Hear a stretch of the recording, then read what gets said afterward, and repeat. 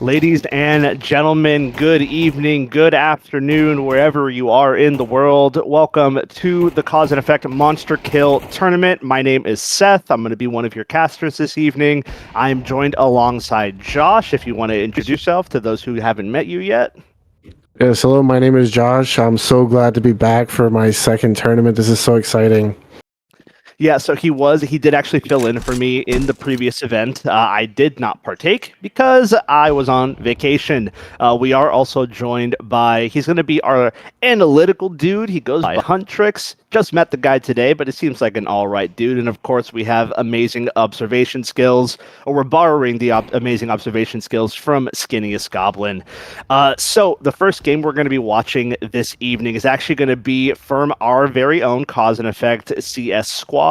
They are going to be taking on Anti-Grav. I'm assuming it's short for anti-gravity. I didn't do too much research on anti-grav yet. We're waiting to get stats pulled for both teams right now. But Josh, actually, he is the coach for Cause and Effect Gaming. So what can you tell us a little bit about what to expect from the Cause and Effect squad? Well, you can definitely expect Pechenia and Dexterity to be coming out large and in charge here. 2x4 Plank is also a sleeper.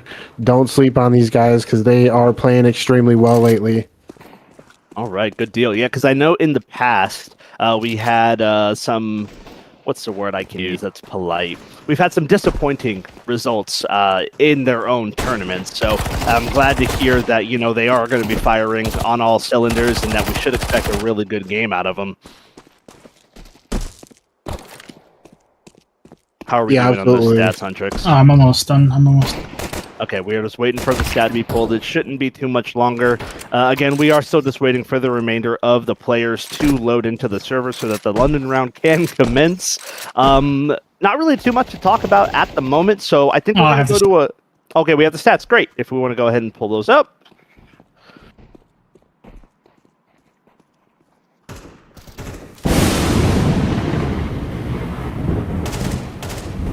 Oh, wait, talk about the stats?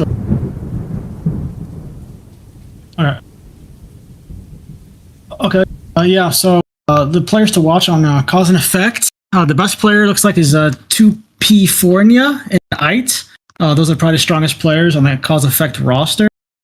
Going on to, and looks like on Anti-Gravity, the best player on their team is Drake. But it looks like on Dust 2, it's a very puggy map. I'd probably say Cause and Effect would take this BO1 on Dust 2, just looking at the roster they have. They have two guys who are facing level 10. No one on Anagrav's been level 10, but it's a BO1, so anything could happen. Yeah, we have seen our fair share of upsets in these tournaments, so it's going to be very interesting to see. But so what you're saying right now is that more or less Cause and Effect are going to be the favorites going into this. Yeah. If this was like a betting match, my money would be on Cause and Effect. 2 level 10s against like level 7s. Okay. Well, and it's a Dust 2. Hopefully those level 10 or those level 10s, their skill rank translates to positive and cohesive team play. But again, Josh being the coach, he did say that, you know, they have been playing very well as a squad together. And I think he mentioned that 2x4 Plank was a player to look out for. Can you tell us any additional stats about him, kind of his entry success or trade results, anything like that? I don't know too much about 2x4. I know he's level 7. I haven't looked too much into him personally. But there are the players I would personally look out for on Cause and Effect would be the Ite and 2P4 Enya. They look like just Pena. Okay, yeah, they're the strongest players on Cause and Effect, in my opinion. Okay, sweet, good deal. And I'm assuming those are the level 10 players.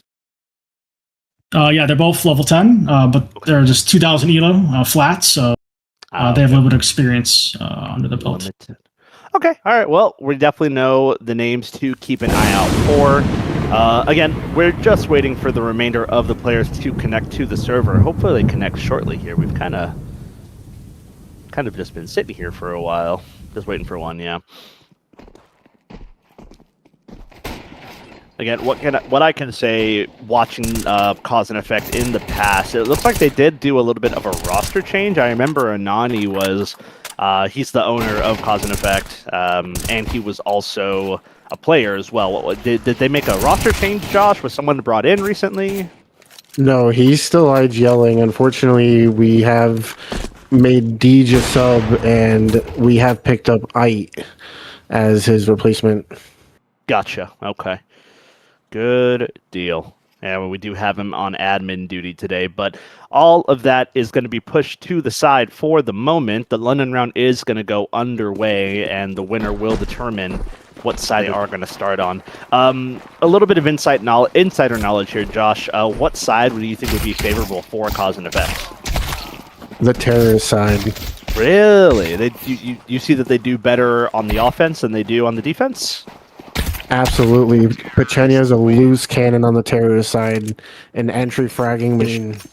I see. Okay.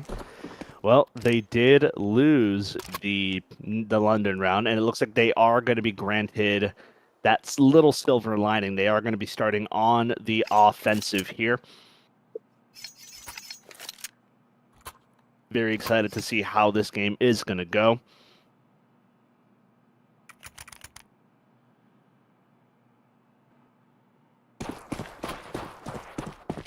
And we're off. Got plenty of util here. Out for the Cause and Effect side. Mid-door smoke is going to fly in, going to limited visibility towards that position. And Peter, he is posted up on Cat. That contact is going to be made. He is going to fall off. Util is going to fly in support for Peter, but it's not going to matter. Dexterity is going to get dropped by a double gush from, by Dexterity, excuse me. And Ite's going to be the one to pick up his second kill in the round, and it is going to be a 3-on-5 retake. Like you said, absolute loose cannons on the offensive, and Laszlo, it is just a bloodbath on the catwalk. Picking up a double for his squad is going to secure a first pistol round for Cause and Effect. Yeah, that was a beautiful one, Seth. Quick cat take by the terrorist. Just taking it by force with numbers, getting the job done very quickly. Quick, fast, and in a hurry. You love to see it if you are a Cause and Effect fan. That Molly and nade combo is going to be so detrimental against anti-grav. Again, just an absolute slaughterhouse in over towards mid-doors. He is going to pick up a triple. Not so much as a hair harmed on his head. He is going to bow out, join up his squad in over towards long, and well, I think we can write this off as done and dusted. It's going to be a second round, convincing round for Cause and Effect.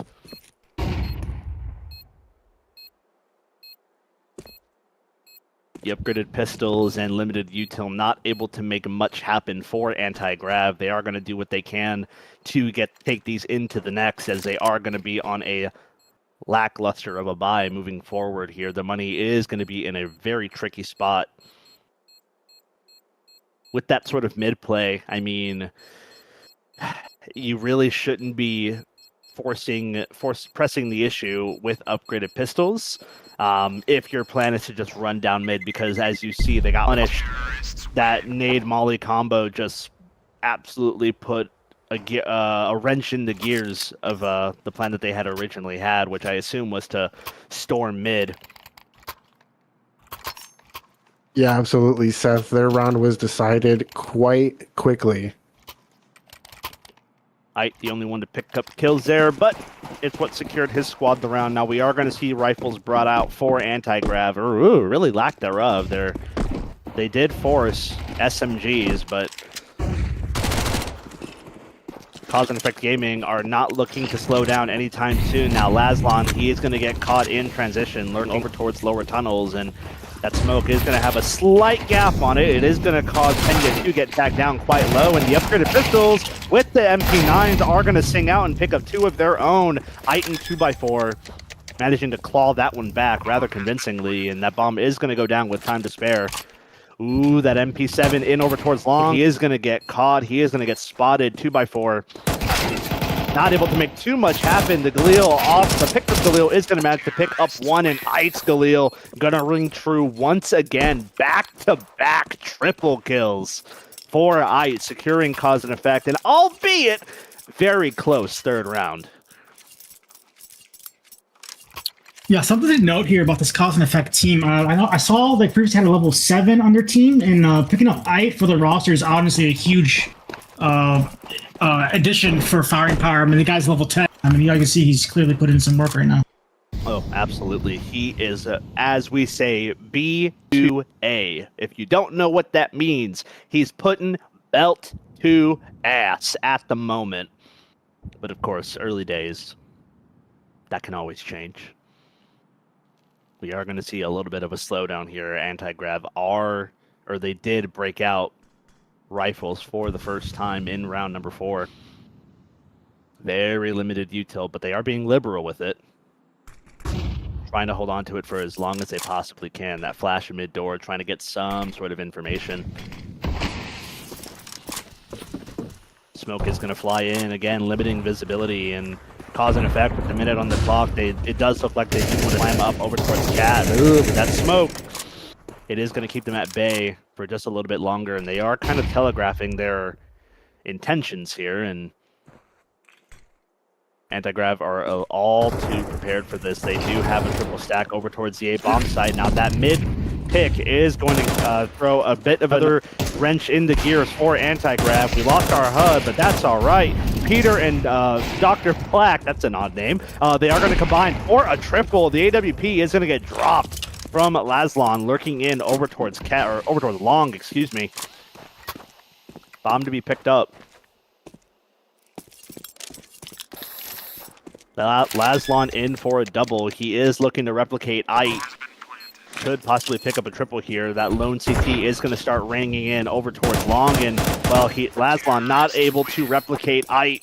What a to shot secure there 4th round. by Ite. Picking up the round.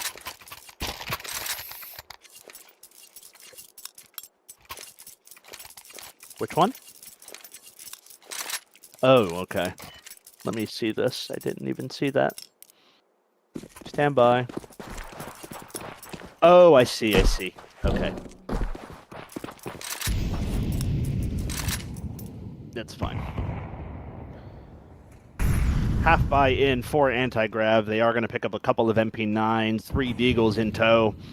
Again, limited util, limited resources available to them, but they're hoping to make something happen. And that long push looking to be punished. Drake does manage to slip the net. Does get out.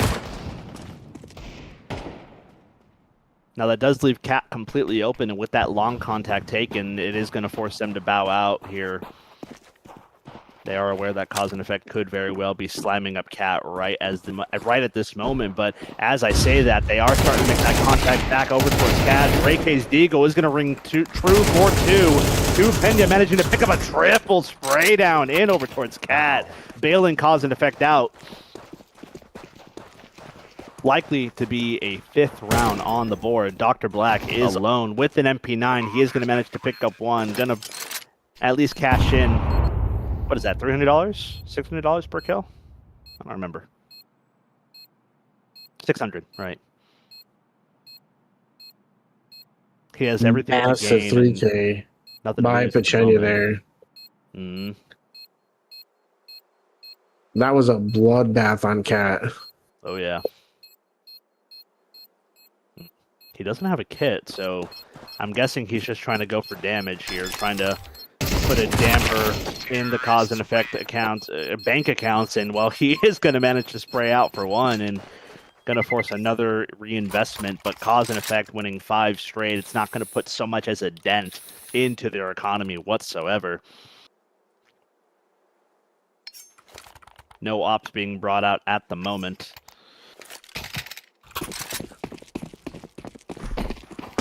It looks like Anti-Grav just have on holding Cat. I mean, he Cause and Effect is going for Cat, and one guy sitting back and watching the long push, and then he throws util over and flashes them from up Cat. Yeah, They're definitely trying what they can to keep them at bay, but like you said, this cat is, or their cat hold is just abysmal at the moment. Look at this. They're just slamming up 30 seconds into the round, and they are already up and making contact. And they're already going to pick up the long player, that being Frogum. Pena in on the entry. That bomb is going to go down. What is that? 40 seconds into the round, and the bomb is already down. And Pena picking up a double. I mean, not just an absolute slaughter happening here. Pena, he is just on a tear. Another 3K. Has not been touched once, so a little bit of a fluff molly there. It's okay. We're going to pretend like we didn't see it. And it's going to force anti-grav to save. Yeah, they're in no position to go for this. They got tagged down so low. Yes, there is it available, but they lack the positioning. They lack the... What's the word I'm looking for? Oh, what's the word? I can't think of the word right now. They don't have the cojones, all right, to go for a retake as daring as that. Cause and Effect up 6-0.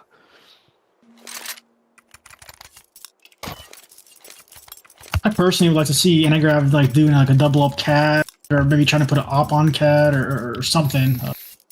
They need to switch something up. I think breaking out an op on with the team this aggressive very well could be, you know, silver lining, but it seems like they're not able to facilitate that kind of buy.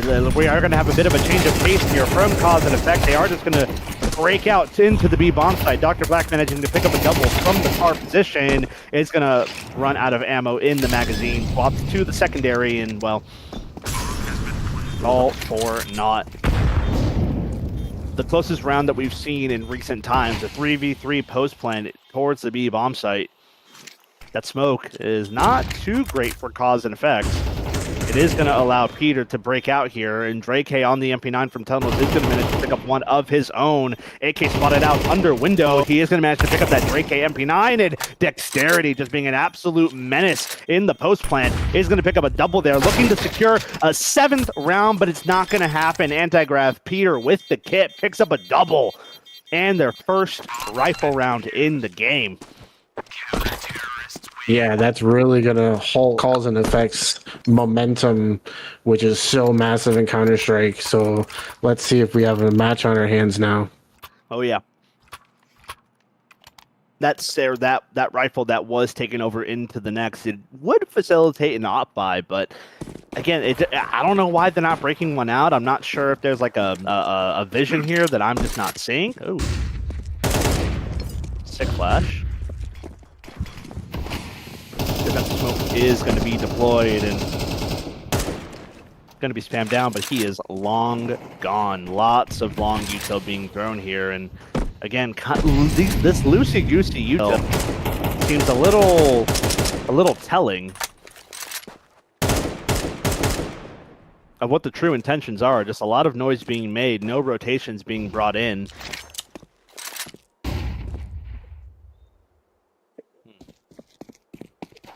Long has been taken, but they're not really doing too much with it. I'm not sure what's going on here, but Lazlon, with all that noise being made, trying to see if he can pick off a straggler or an early rotation player, but again, with that smoke being as loosey-goosey as it was, and Antigrav having the vision on the, or with the gap rather, no rotations are required now.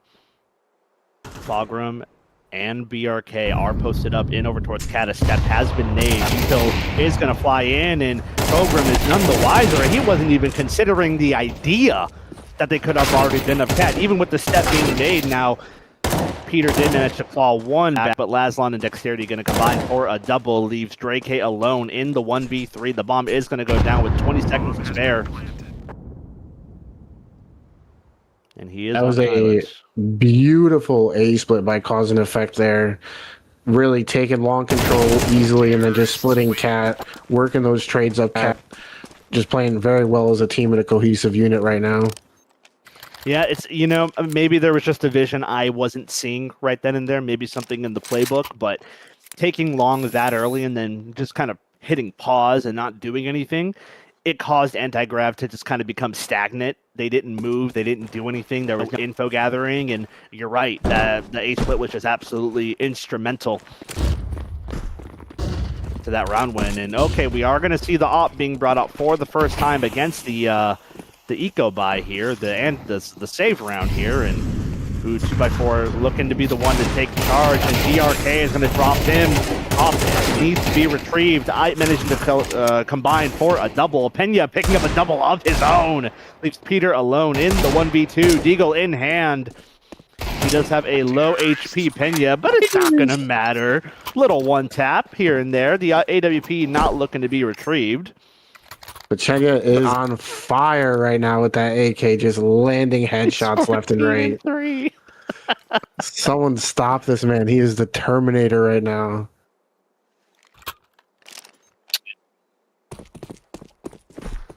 Yeah, I see that. Oh, wait a minute. Why is Drake in the stream if he's playing? Huh. Interesting. Alright, I guess.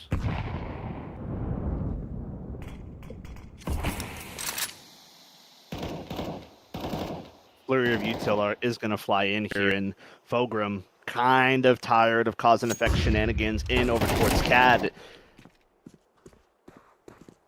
He's going to be doing a little bit of info gathering, and it looks like that AWP of Peter is going to get boosted up into position. And it's not going to matter again. Peter, he did unfortunately miss the mark with that AWP, but Drake in towards the mid doors is going to be there for the immediate trade back. 3v4. Oh, a little up, Laz. Okay. Good smoke. Mid to B take is underway, and DRK or BRK there posted up in towards upper tunnels. Looking to be a cause of concern here for cause and effect. Pena, he is a man on a mission. That smoke telegraphing his intentions once again. He does manage to pick up Drake there. A bit of a freebie flashes in. Ray is a little wild, but he is going to pick up a second in the round. Fogram there for the immediate trade, and BRK's position was strong. And oh my god, Fogram from the window does manage to pick up a double. Did not even see that happening. There's going to be a second round on the board for anti-grav. That was a really nice try by Pechenia to sit outside of that window with that smoke grenade, just trying to get them any type of area to wiggle. They had no control of anything. There's no tunnels, no nothing. They're just on the bomb site, turtled up. That guy in tunnels was a thorn in their back the whole round. I think it was a little greedy.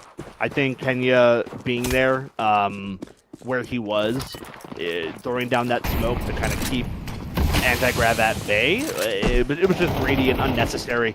But as we're saying that, cause and effect again, just running out of the B bomb site. Dr. Black managed to pick up one of his own. BRK ditto, and that nade from Fogram, oh my, is just sealing the deal. 2v4, 2x4 managing to be the first one to draw blood in this retake. Nade and Molly is in. Fogram tagged down to a quarter of health.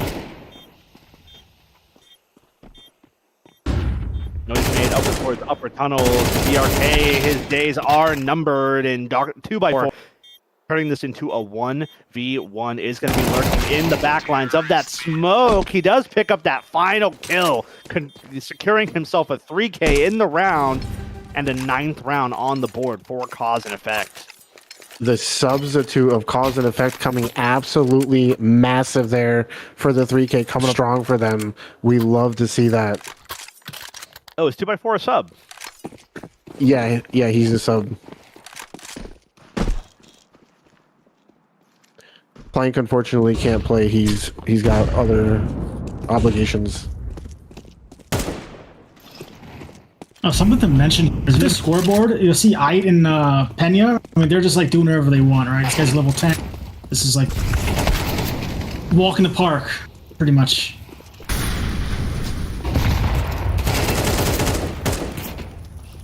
That would seem to be the case. The A bomb site has been taken by cause and effect, but they are extremely low. This retake is absolutely more than doable for anti-grav.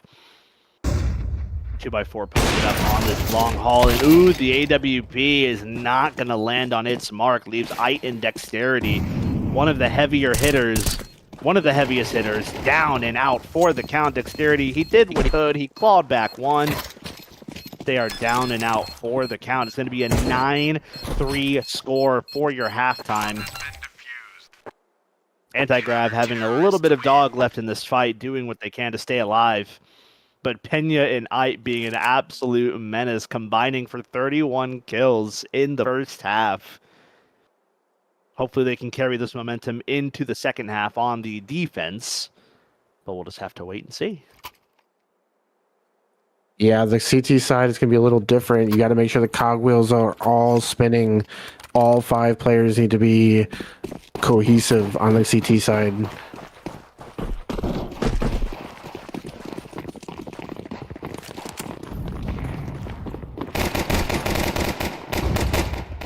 Anti-Grav pulling a strat out of the Cause and Effect playbook here. They are just going to pummel into the B bomb site. Fully dry. No lube needed. And Dre picking up a double for himself. Bomb is going to go down with ease. Cause and Effect 3v5. Retakes on the B bomb site. Yeah, they do have a kit available, but if there was any bomb site that you would not want to retake on any map, it's got to be the B bomb site on Dust 2. Now Pena, he managed to pick up one, make that a double. A little bit of a freebie there coming in from Pena, and Peter and Fogan combined for another double. The dualies of Ite not ringing true this time around. Anti-Grav pick up a very convincing pistol round on their T side. Yeah, that was a big round for Anti-Grav. The momentum swing could be right in front of us.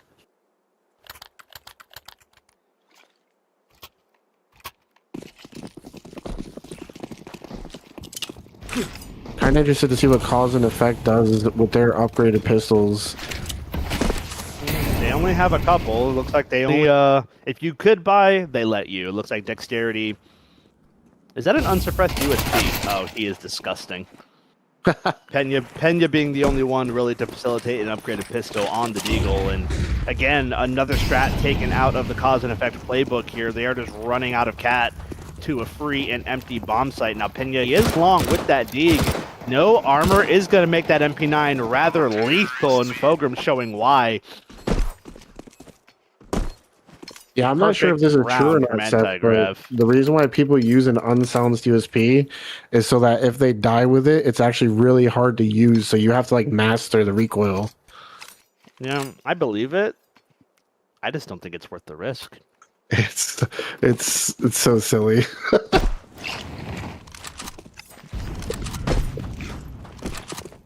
First rifle round for both teams here. The first rifle round in the game.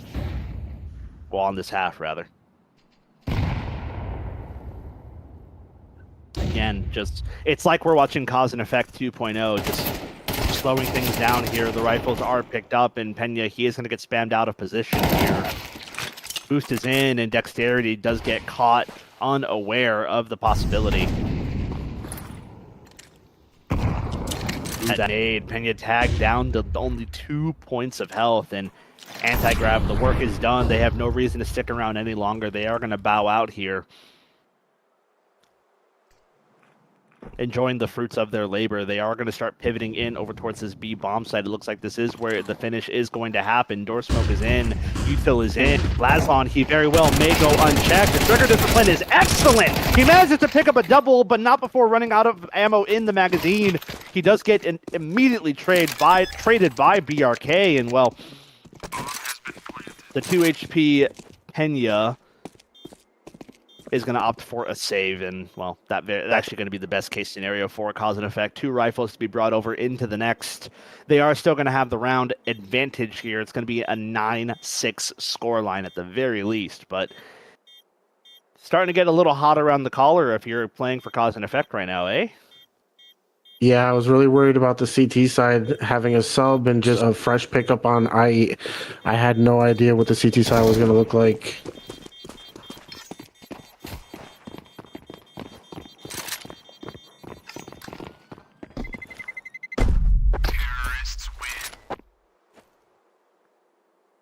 Ooh, John in with the Twitch Prime. Thank you, brother.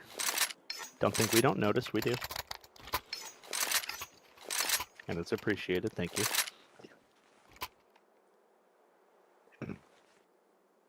And actually, let me give my Twitch Prime too. I forgot I had one.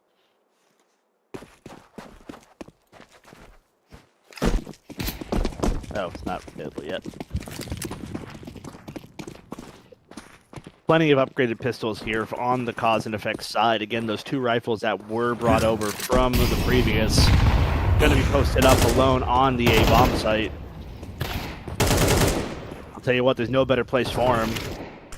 That's where the range game really is going to take place, and Laszlo getting a little antsy in the upper tunnels. He was living only on borrowed time, and the time has run out, and Ite on the Deagle. Ooh, he is going to be good for one, and Pena combining for a double.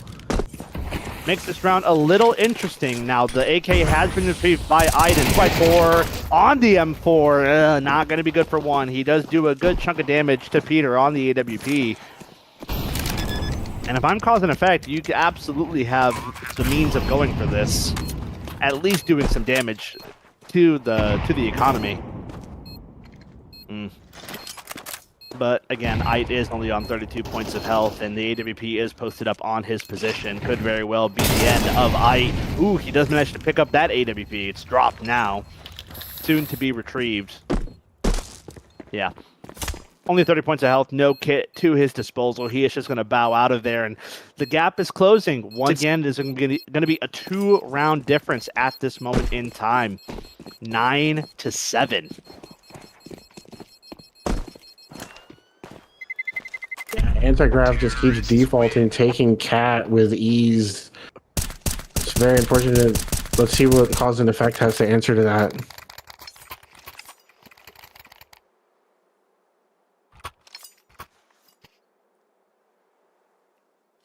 Jeez Louise. Hey, Ghost in my ear. Are we still doing giveaways at the end of every game? Okay. That's a yes, by the way, because I'm not crazy. So we are going to be doing a giveaway at the end of every single game, and then we're going to be doing a bigger knife trade-up giveaway at the end of the stream. So if you're joining us now, there's a reason for you to stick around. There will be a giveaway guaranteed at the end of this game, at the end of the next game, so on and so forth. When we get to the end, do the knife giveaway. But it's a trade-up, so we don't know what the knife is yet, but we'll figure that out when we get there. Now, rifles are brought out once again. That recovered AK is going to facilitate another buy for a teammate. A little bit of a fluffed flash from Drake. And just a lot of fluff, though. Jesus. Anti-grav starting to get a little antsy. Ooh, that nade could be good. Oh, it looks like they're actually lining up with mid to B smoke. There it is. But Pena is aware. He is here and present. The cat slam is happening once again. They are just taking this play completely out of Cause and Effect's playbook once again. But the difference is Cause and Effect are absolutely ready and have the means to destroy or to defend the cat position. They were absolutely ready for that. And it is a bloodbath. Ite picking up a double. Pena combining for a total of 3. Leaves BRK alone in a 1v5 with only 25 seconds left. Saving or dying doesn't really matter at this moment, but an AK retrieved would be absolutely stupendous for Cause and Effect. Plenty of rifles recovered. Look at that. What is that? 3 A's on for the CT side. Now that's a beauty if you've never seen it. First round picked up for the Cause and Effect squad on their CT side since the swap. Yeah, that was a big round there for Cause and Effect. Anti-grav deciding to still push up Cat after they see them falling off Cat and then still committing to that is kind of questionable, but I can understand they definitely thought they got the better of them, but Cause and Effect just hitting those shots. 2x4 does deploy a defensive smoke over towards long, and Pena in over towards the mid doors does manage to catch a unsuspecting fog room over its top cat. That nade is going to be good. Combining with Pena's AK, does manage to pick up another A little bit of a freebie there, and they are just peeking one by one. Pena is just being an absolute problem in over towards mid. Drake Hay called in to dispose of him. Again, kind of telegraphing their intentions. Once again, a defensive facility deployed by 2x4. He does pick up one before going down. Trade is instantaneous. Peter tacked down a little bit by the nade, but the Galil spray is good. He does manage to pick up a double for his troubles. Leaves Laslan alone. He does have a kit. He does have the element of surprise. Ooh, the jig is up. They know where he is now. Tagged down to 70 points of health. He did manage to get Peter down as well. They do line up. Flash is in. He does have a volley available. He does pick up one. He is aware of where the second player was, but he was unsure of which side of the box he was going to be peeking from. Whoa! This is a family show, Dre! What the fuck? You can't do that! A little bit of disrespect coming out from the anti-grav camp here, and I don't think Cause and Effect are going to like that too much. AWP is brought out on dexterity.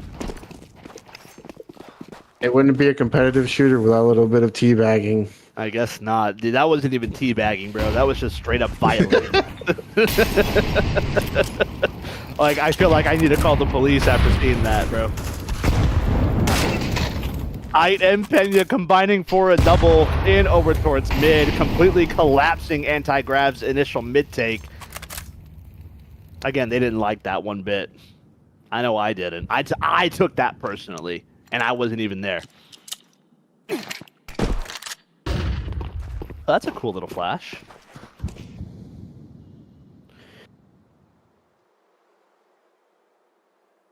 Ghost in my ear, if you could please be so kind to put the giveaway requirements in the chat for people. Thank you.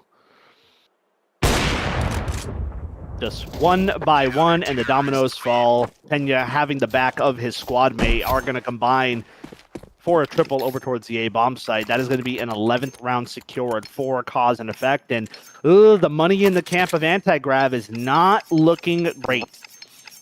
They don't really have the money to facilitate a full save to buy for next, because they are on minimal loss round bonus at the moment.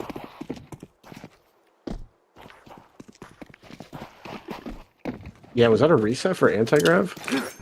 Yeah, it was. It reset their economy completely. Yeah, that's Oh, wow, okay, that was a bit bold. Peter just tried to do that. Oh, Laslan's USP. Only if he could have done that in the pistol. This game would have been over by now. 12th round secured by Cause and Effect. It does leave anti-grav wanting for a little bit more. Yeah, if you're Cause and Effect, you're probably feeling pretty good right now. I mean, this anti-grav team is like 6-2 in open, and I think they have a better record than Cause and Effect. But obviously, you can see the addition of Ait. I mean, I can't see. I'm not sure if you can see the scoreboard now, but obviously, Ait and Pena. I mean, them alone can win you the game. Yeah, they have a combined 47 kills right now. I mean, let's give our flowers to Laslan too. He has been instrumental in this game as well. He does have a total of 15 kills for himself. Lots of util flying in now in over towards ramp. A little bit of a Hail Mary in for anti-grav, and it looks to be very fruitful. Lots of damage done, but no kills guaranteed. 2x4 is left scratching his head, wondering where all his teammates went, and uh-oh. The Hail Mary of a long take does yield success for anti-grav. They do secure a 9th round. Yeah, the counter turrets really should just play retake there, not rush over cross elbow and just feeding kills into the machine. You got to just go up mid, go up long, retake together, not just from one spot, which was cat there. It was not good for Cause and Effect. Now, this looks like this could be oh, there it is. A molly in a little too deep does force Pena forward. Is good for one, but he does get tacked down extremely low. He is sticking around a little bit longer than he needs to.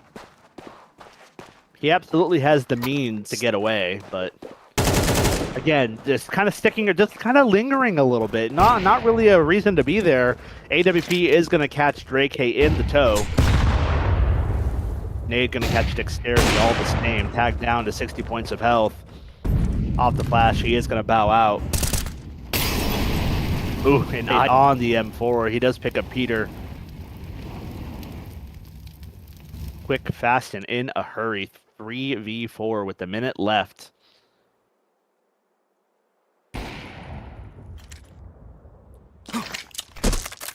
It does get spotted out by the AWP. Flash is going to push him back off angle, and whew. Smoke is in, could very well be blocked, but I is going to allow it to fly in, and oh no, on the M4, he is going to whip that spray. It does get dropped rather immediately, and well, Laslan, I was singing his praises earlier. If they needed him to shine any time, now would be the time. He is alone, kind of split from his team. He is going to be backed up by 2x4. Naden gonna miss his mark. Molly gonna land at the feet of Laz. 2x4 picking up one, but that Molly tick is not gonna put a damper on Laslan's movement. He is gonna fly in, picking up one. 2x4 picking up the final kill. The game has come to its conclusion. Cause and effect, 13-9. After a 9-3 lead. They did drop a couple, but in the end, they are going to be our victors. Congratulations to them. Thank you, Antigraph, for playing. It was a pleasure to watch. I think we're going to go ahead. I mean, there's not too much to say at the moment. I think we're going to do our giveaway. If you haven't joined in the chat, please do it now. We'll draw it very shortly. We're going to go to a super quick break. We're going to kind of gather our thoughts, talk a little bit about it more when we get back, and move on to the next game. Don't go anywhere.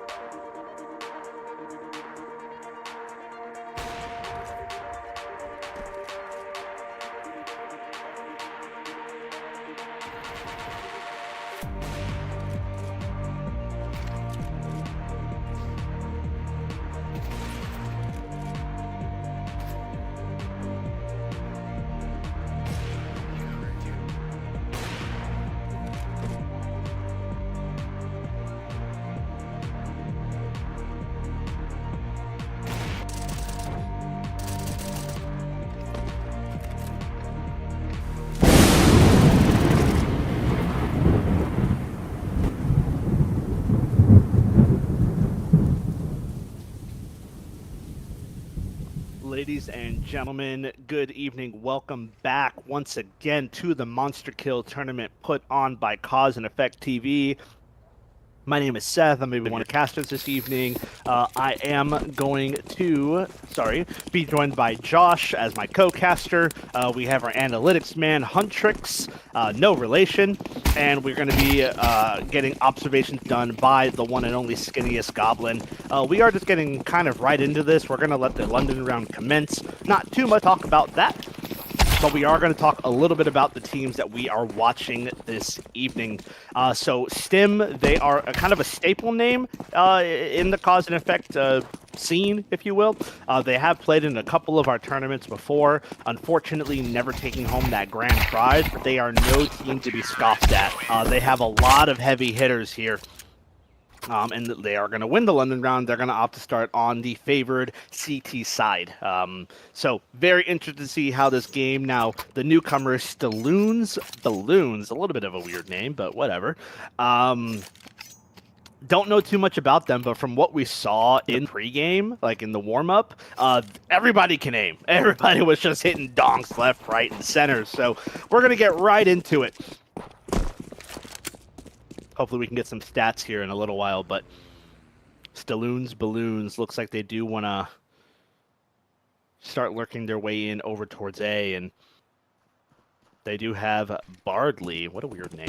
Bardley lurking in over towards that underpass position, looking to be deployed a little bit later into the round, and as I say that, there he is, picking up a double in over towards Khan. The CTs never saw him coming, and well, all gas, no brakes for Balloons. They are going to pick up their first pistol round in the game. Balloons kind of missing its mark there. Not able to be good for one. First round had that kill feed lit up by the terrorist team.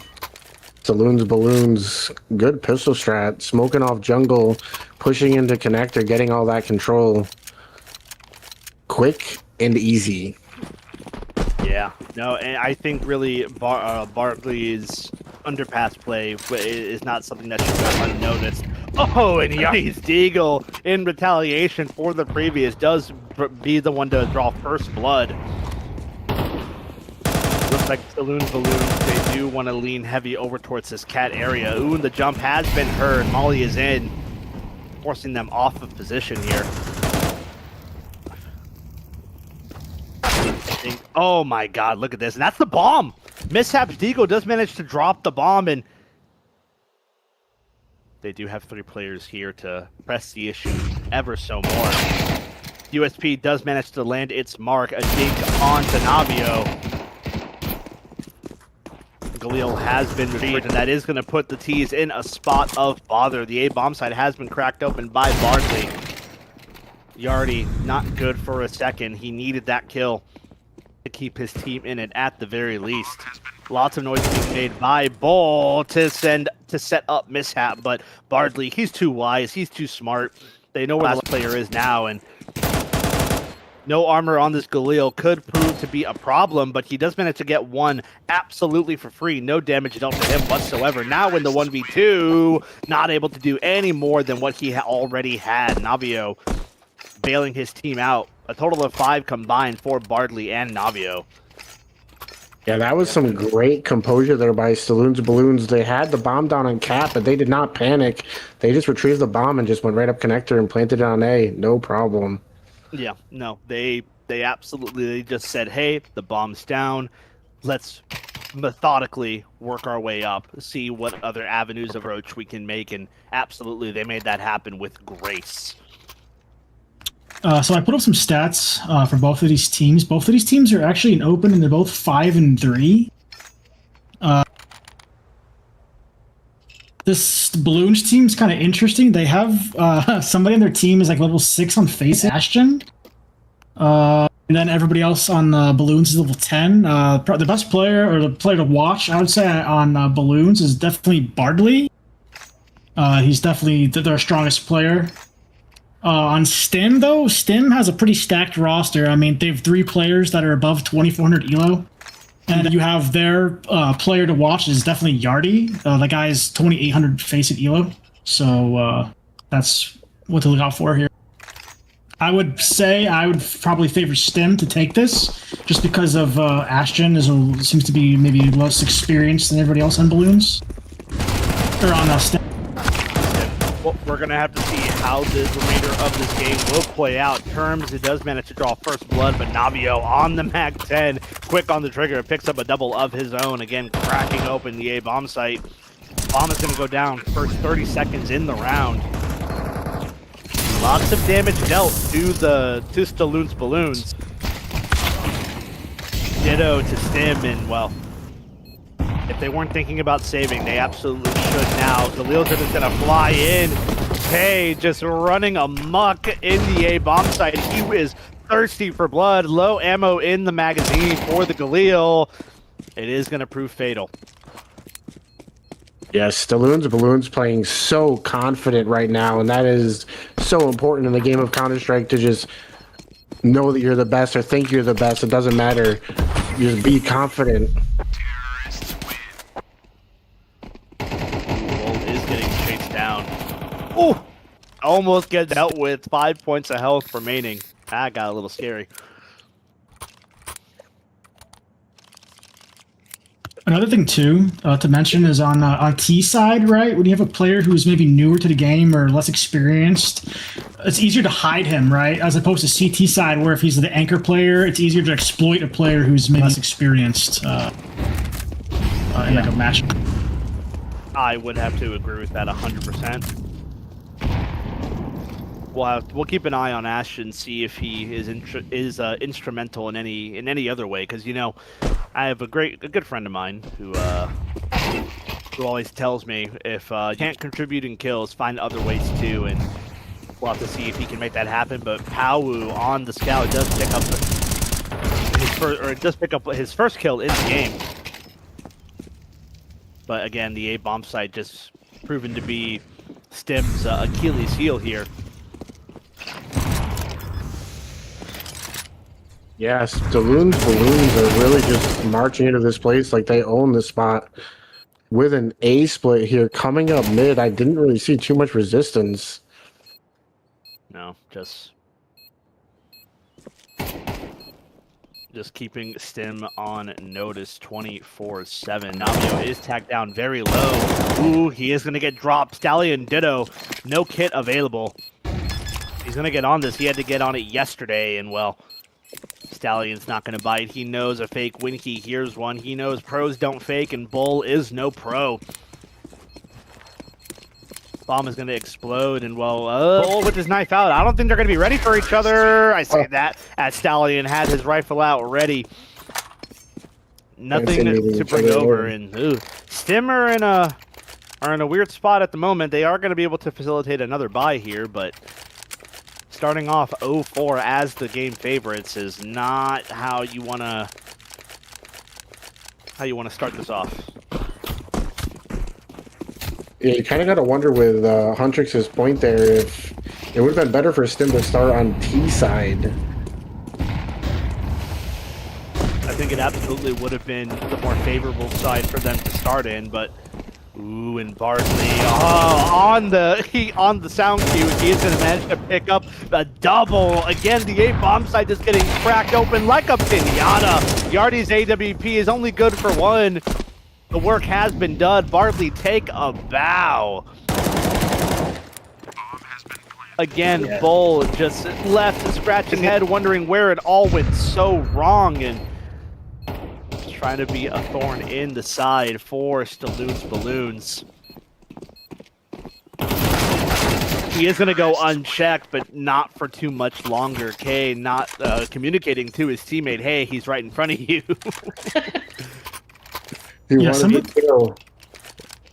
Oh, man. Yeah, some of them mentioned here, the best players on Stim right now are just not performing. Terms, he's like 1 in 5. He is the third best player in the server. And right now he's not really having any impact. Obviously, the game is still young, but yeah, he definitely needs to do something. Yeah, it just looks like it's a matter of winning your duels, and Mid, it looks like mid again has been the primary place of contention, so they are going to fight for it tooth and nail. And I would say Stim came out on top of that exchange. A 3v3, 30 seconds in, bomb drop, top mid. You haven't lost the A bomb site yet, but as I say that, oh boy, Navio picking up terms again, kind of short terms, man, just doing what he can. And Bull does get caught with his pants down, flash in hand, and that bomb still needs to be picked up. Now Mishap knows where Navio was, and that shot is only going to confirm it. I don't think they know about bomb. Navio fully believing that Stim knows that the bomb is down top middle, approaching this round very methodically, very tactically, very carefully.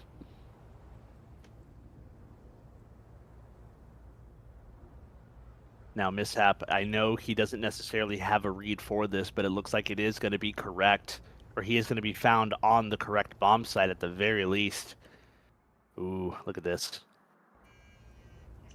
20 seconds remaining. Navio needs to get his skates on. Needs to make some sort of move. Mishap, all he has to do is be a statue, sit here, and wait. Sound cue is going to be given up. Bomb is going to go down, and Navio is none the wiser. A very well played 1v1. Mishap is going to come out on top of the exchange. First round on the board for Stim. Yeah, beautiful clutch there by Mishap, just gambling onto the bomb site and just staying true to his gut, picking up that easy kill and winning the first round for Stim. That's massive. I think one of the big problems Stim's been having is they just don't have any guns, no utility, no nothing. So hopefully that can help them, and it does seem to be doing that with Terms getting two. Term's starting to finally have a little bit of impact here. Ooh, and Mishap ditto. Both pick up a double, combining for 4, leaves K alone in the 1v4, and the second round, okay, as things are starting to turn around here for Stim. Yeah, Bardley thinking that he's Michael Jordan, making his leap on stairs, getting caught out of midair.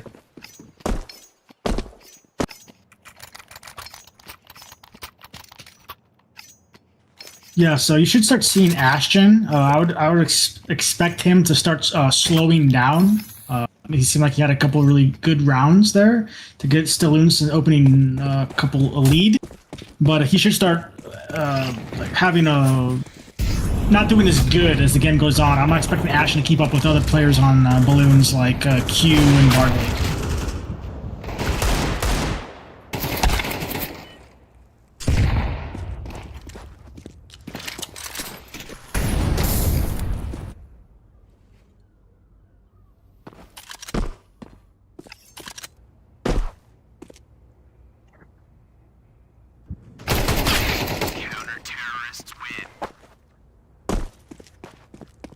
A little bit of gas left in the tank for Stim, picking up their third. Again, rather convincingly. Yes, they do lose 2 players in the scuffle, but against the lower buy, I mean, losing 2 is best case scenario.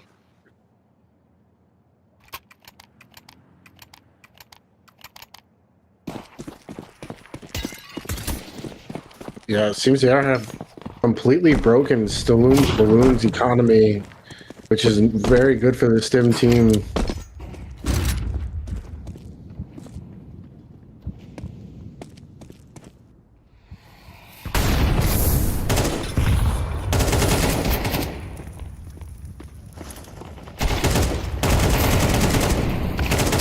A little bit of a change of pace for Stalloon's balloons. They are going to start leaning over towards the B bomb side. A little bit of a team kill there happening for Stim. Is going to equalize here for Stalloon's balloons. Bomb down in the 3v3.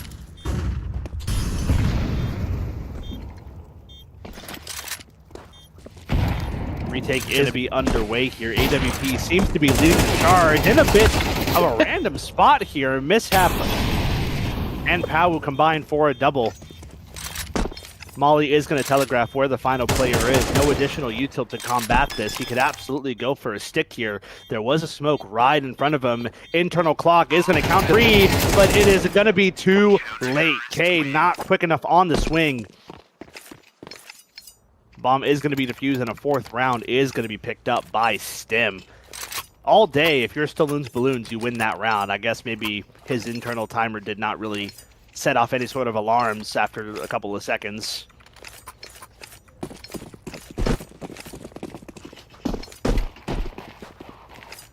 Yeah, I think that bomb was planted a little around the corner than what he was expecting. He just counted a 3 in his head, and it just peaked, and it wasn't where he thought it was. It's very unfortunate there for K.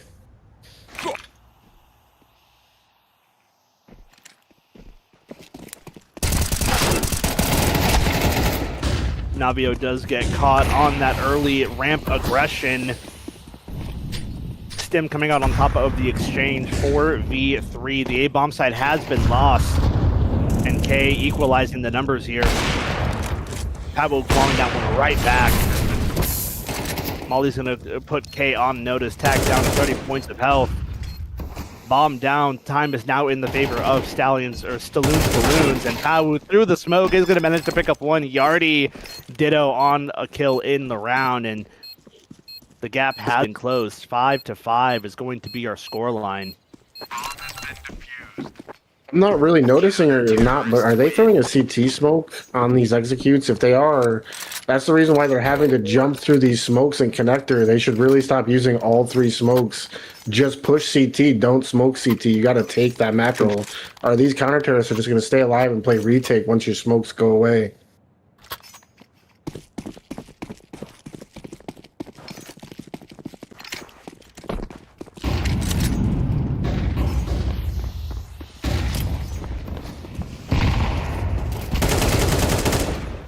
That's what I was wondering the same, because you see it in pugs, you know, where everyone's like, oh, I'll smoke CT. It's like, no, you won't.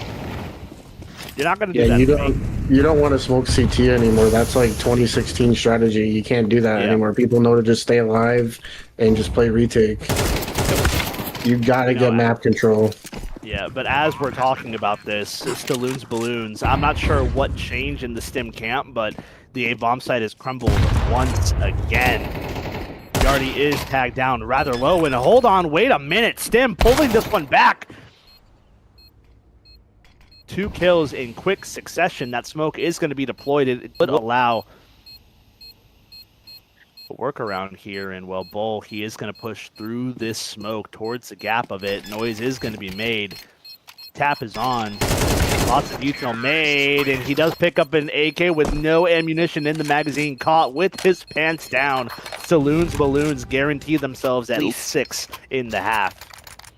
Yeah, what a play there by Ashton. Level 6, level 7 on face it. It doesn't matter. This kid is cold as ice, staying true to his guns, going through that smoke and winning that 1v1. Didn't panic under the pressure. I know I would have. Hardly on the AWP, looking to cause some damage here. It does get blinded by his own teammate. Ooh, and Yardy's AWP, the one to draw first blood, going for a little more here. You know, if this was CSGO, he would have been tagged through the wall. That's all I'm going to say about that. The fact that he wasn't is it's a bit perplexing, but mishap on the lesser weaponry. Kind of just biding his time. Barkley's scope has been heard, and the boost over towards window, trying to see what sort of information they can gather. Excuse me.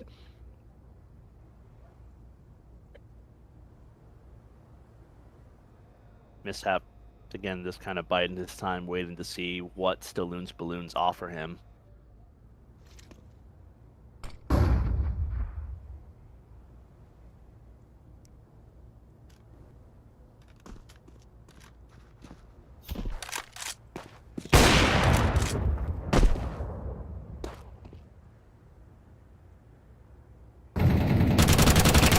little bit of late mid-aggression is going to prove successful. Paus Mamaz alongside Mab should be able to combine for at least one, and that is going to be the case. 2v2. They do have Yardy on the AWP posted here. They are going to smoke where he is not. He can absolutely be a problem here. Bull can activate a little bit later. He is going to miss the shot there, and Bull activating as late as he did. He is good for one. Does tag down K to less than 10 points of health.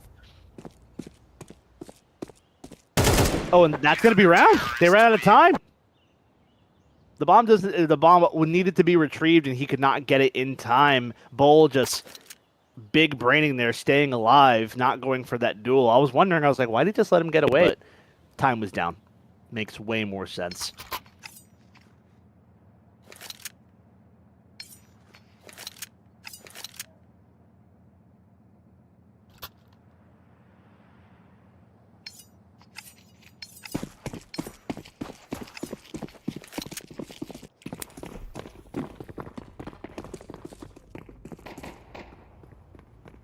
Them has no utility.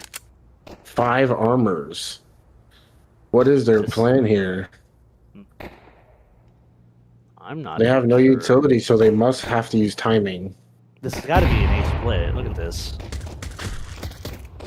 Ooh, that gush is going to come in. Bardley, he does pick up a double, or he does pick up one of his own. Ashton saving his captain's life here, and Stallion, it's just a slaughter in over towards mid. Not a single kill picked up over towards middle. Just completely crushing Stim's attempt at a mid take, and Ashton, the level 6 Face It Pug star, picks up 2 kills in the round. One of them saving saving Bardley's life in over towards window.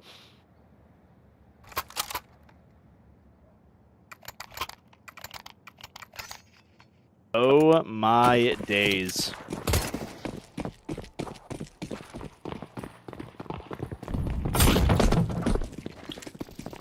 Unfortunate sights if you are a Stim fan.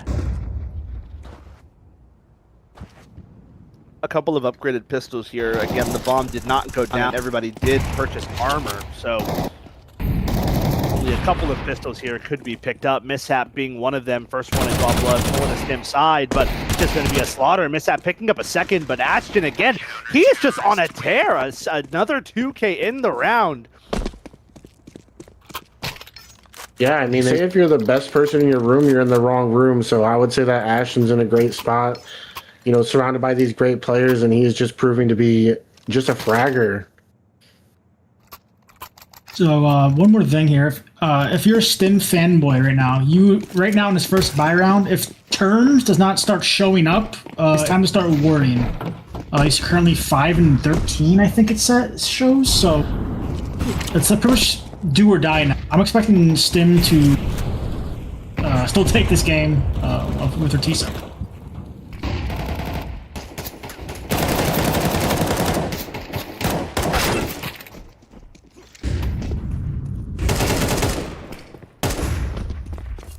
With Ashton being on a very, very important spot like Cat, that is very interesting to see how that's going to pan out for Stim.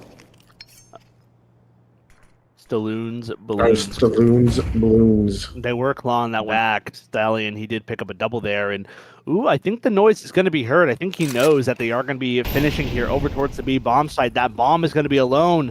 Ooh, and it is going to go down. He's going to be good for one at the very least.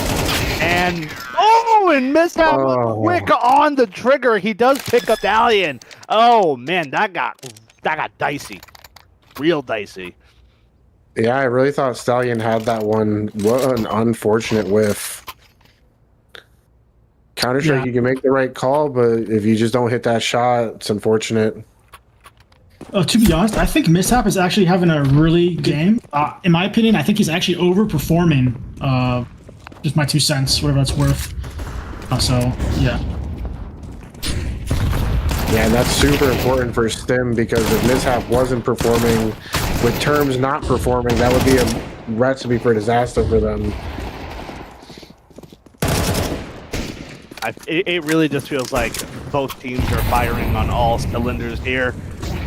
The eco upgrade, or the upgraded pistols, doing a little bit of damage. They do pick up Mishap as we were just singing his praises, and that's going to be the end of that. The gap has been closed once again, 8-8. Blood, sweat, and tears into every round. It really feels like it, don't it? They're scrapping back and forth for this.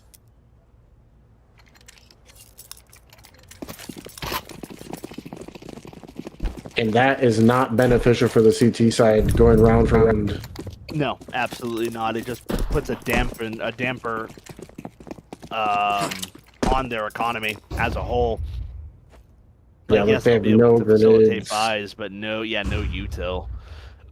Or lesser weapons with the util. But I feel like on the defense, you can get away with FAMASs and MP9s if you have a full belt of util. And ooh, Bull on the jump peak. He is going to spot out the bulk majority of the T side, and ooh, he is going to be good for one. Navio picking up a double for his troubles once again. He's going to about get out of dodge, and the cavalry has arrived. Bardley from the window going to pick up one of his own terms. He does manage to slip the net. He does manage to get away, but he is sticking around a little bit longer than he needs to. Gonna get tagged down to extremely low. Ashton just spamming him down through the wood door. You never see kills happen through that door anymore. You know? Like through the wood? You never see it. I haven't seen that in years, dude. Yeah, I mean, it takes like 10 bullets to wallbang somebody nowadays. I mean, I've done like eight shots through a door and I've done 40 damage. It's insane. But then you have like the window on cash that does 100% damage whenever you wallbang it. Huge brawl in over towards the middle. Stallion picking up a double. Terms and Mishap combine, or Terms, Mishap, and Yardy combining for a triple. It does put the Balloons again in a spot of bother, and I think that's Navio lurking in over towards Cat. Terms telegraphing where he is going to allow K from triple to pick up one of his own, and ooh, Navio is going to be able to catch a Bull as a freebie, unsuspecting of the Cat push through the smoke. Closing the gap, a 2-round distance once again, and ooh, Stim, their money is, their pockets are hurting. Yeah, like you said, Seth, both of these teams are playing very well, just trading out, playing that numbers game very well.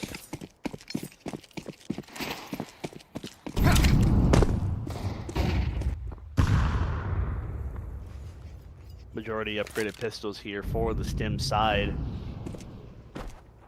I see Bull. He went in for a full buy here. That mid-contact made is going to pull the attention of 3 CTs. Is that the bomb? Oh my god, that's the bomb. Oh, that is very unfortunate. And Bardley on the M4 transition is going to pick up a double of his own, and it is just domino effects. As when one falls, the rest will follow. That is at least one kill for Stim. Mishap got a little departure gift. Something like that. He does have 20 health. He did lose 80 points of health to show for that kill, but bomb down. Now they did dispatch Ashton alone towards top middle. I will say they're putting a lot of faith in him. Should Mishap have decided to go towards TV room, but Stallion is going to be there, posted and waiting. 11th round, 1 round away from match point.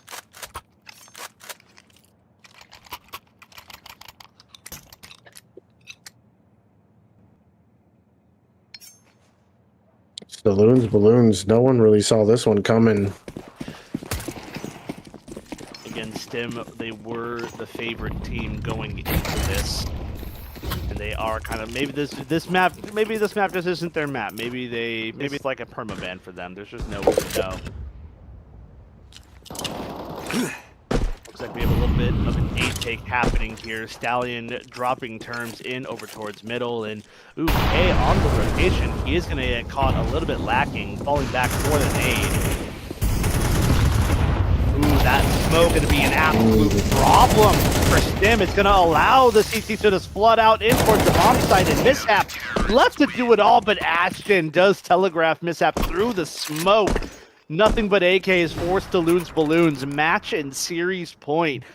There is no gas left in the tank for Stim. They have been running on E for quite some time. Yeah, Stalloon's Balloons was really set up for a retake setup there, but they did not wait for the retake. That middle of sight smoke was so good because they just want to push through that CT spawn, and you have to push through that smoke if you're going to go through that.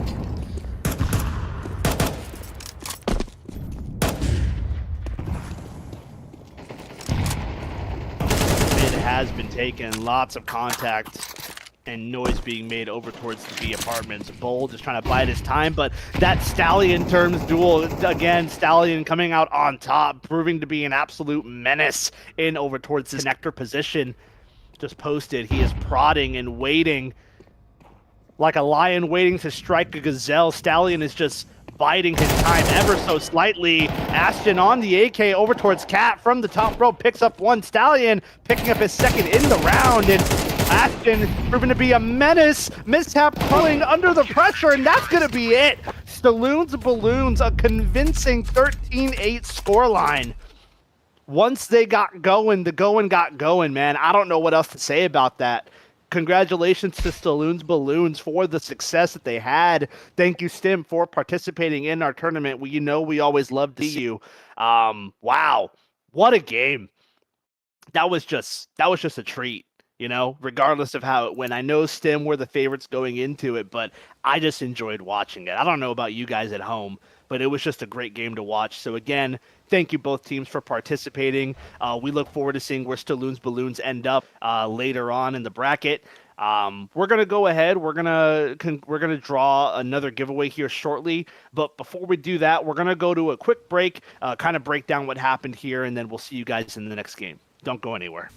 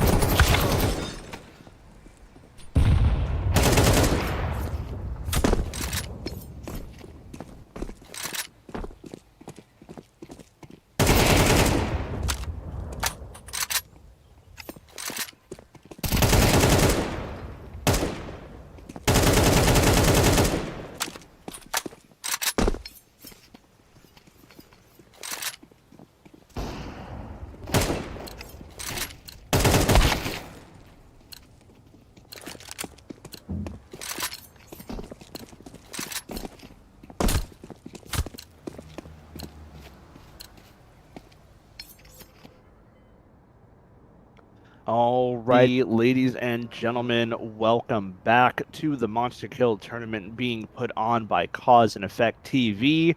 I am Seth. I'm going to be one of your casters this evening. I'm also joined alongside Josh Maxing. He's going to be my co-caster. We've got Huntrix on analytics, and of course, we always have Skinniest Goblin on observation. So we are going to be watching. I think this is a quarterfinal, is it not? Ghost in my ear. Okay, Ghost in My Ear did confirm this is going to be one of our first quarterfinal games of the evening. Of course, we're only going to be able to watch maybe one or two of them, hopefully two, but likely only one. So this team we have seen.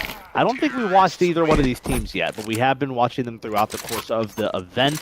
Ninjas and Boxer have put up some pretty convincing numbers in their games. Flow State ditto. They did get a bye once or twice, I believe. I believe both teams got a bye at least once. But nonetheless, we are going to be getting right into it. First map, or this map that they are going to be playing, is going to be obviously Inferno. This is a best of one quarterfinal. I think semis are also a best of one. Ghost in my ear. Yeah, thank God for that. My voice would not be able to handle two best of threes. We're getting right into the thick of it. Lots of util and 2 kits purchased for Ninjas and Boxer. NIB? Yeah, we'll call him NIB. Ooh. Clank, kind of, as the name would suggest, kind of stomping around over to the apartments. And who... The Muska's dualies are going to ring true. Henry does manage to fall one back in on the entry. Tony ditto. The A-bomb site has been cracked open.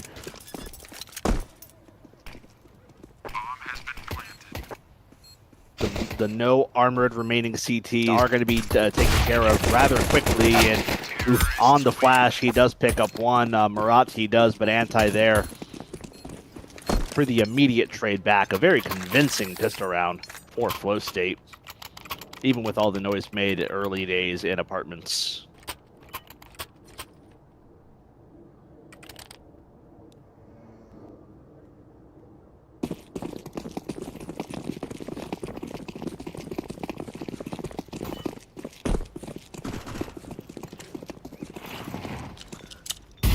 Yeah, Flow State hitting some nice shots there. Really just crumbling the A-bomb site one after another. The dually is only able to grab one. Usually you expect those to grab a couple, but the trade was immediate. Looks like this is going to be the forced buy wars. Chucky's Deagle does ring out for the first initial kill over towards top banana, and well, Happy Guys 5-7 is looking to get a pick of his own. Ito flying in is not gonna, would initially force a peek, and it is gonna come true.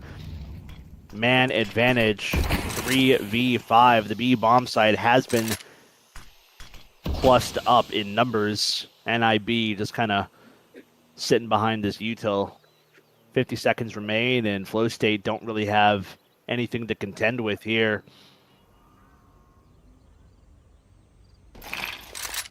Util is going to fly in here, and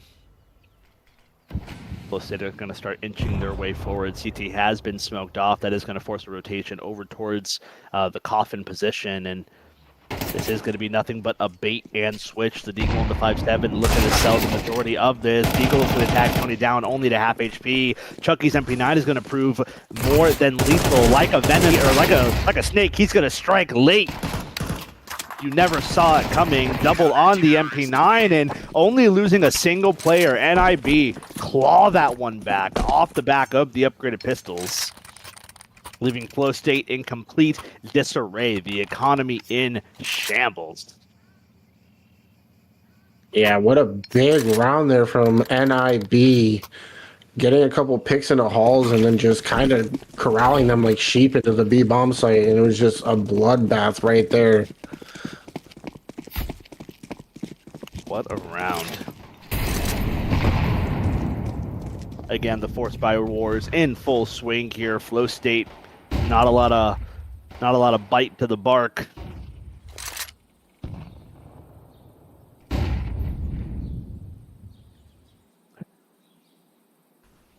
They are just going to be spread out here, searching for clues. Doing their best Scooby-Doo impression with that one. A little bit of a delayed smoke. Keeping Flow State at bay. And it looks like this is going to end up being a B finish. They do have one smoke available, that being on Anti. Tony is getting posted up here in position. The smoke is going to be thrown here, likely on the fly as he comes in. The AK, on Marate, as instrumental as he was in the previous, is going to prove lack thereof this time around. And Muska, he is going to inch his way through the smoke. And he's going to get caught on transition. Click Tech 9 ringing out for that kill. NIB kind of left scratching their heads, wondering where it all went so wrong. Smoke is going to fly in, is going to force the T's forward ever so slightly, and the AK on the back of Tony is going to pick up Jose like there was no tomorrow. Happy Guys is MP9, not going to ring out for anything whatsoever, and Flow State off the back of the Force Tech 9s in Deagle, they are going to pick up in nothing but instrumental second buy round. So I put up the stats here for both teams. Flow State's a 4-4 main team, and Ninjas and Boxers is a 5-3 IM team. It looks like there's some different rosters here than what I saw in their matches. Flow State's using Henry over a player called MJ. Maybe a substitute. Henry's like 2,500 elo, and the other player that had MJ is 3K. Okay.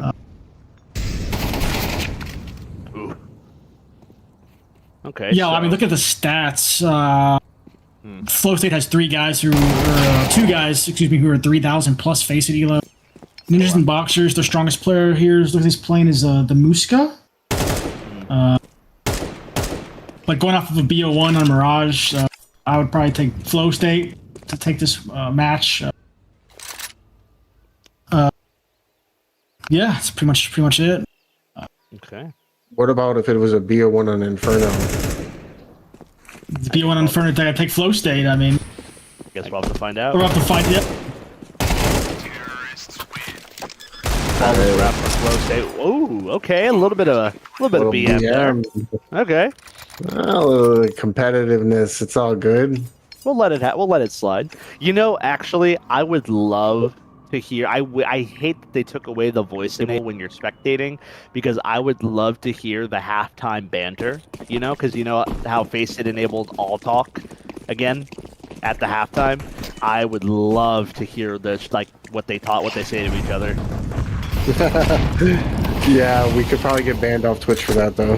No, they never. They are Counter-Strike players, so but they're Counter-Strike players on Face It. Indeed. They have the Counter-Strike players on Face It either have class or they're worse than Premier players.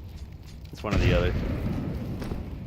There's actually like a TikTok out there of Tarek, and he's like, "Oh, I see that the halftime voices are enabled on Face It again," and then he's like, "Suck a dick, suck a dick, suck a dick." And then he's like, "Yeah, they really got to disable this halftime voice stuff."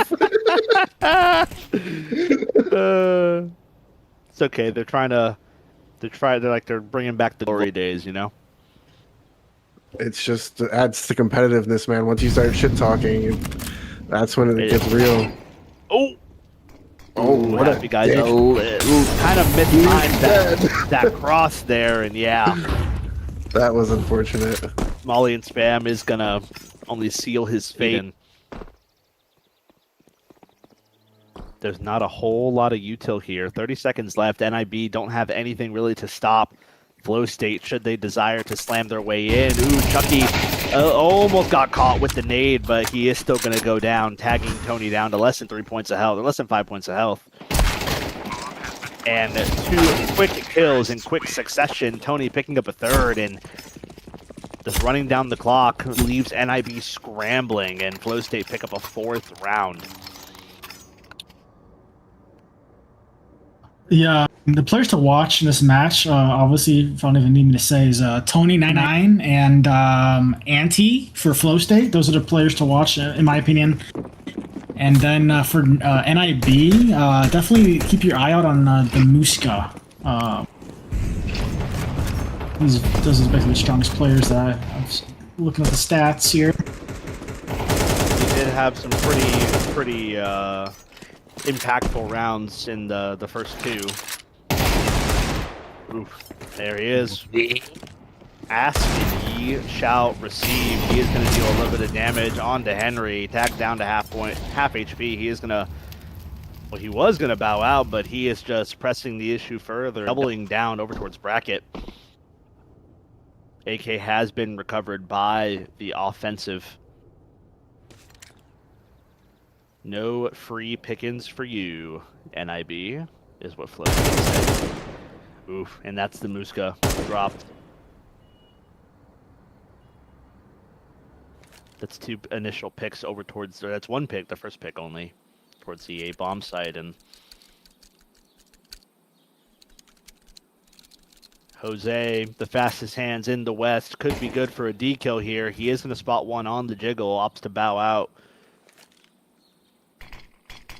Leaves Hari alone in the bomb site. Ugh. Very well go down if you're in over towards Coffin with the 5-7. Not going to harm a hair on the head of any of the Flow State squad. And through the smoke, Chucky does pick up another kill, or does pick up a kill before going down. And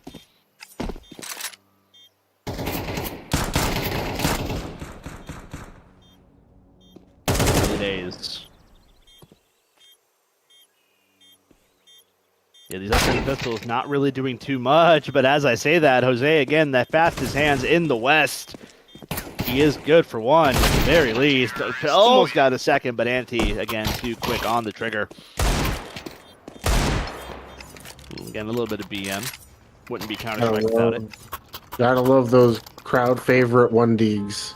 Ooh, yes.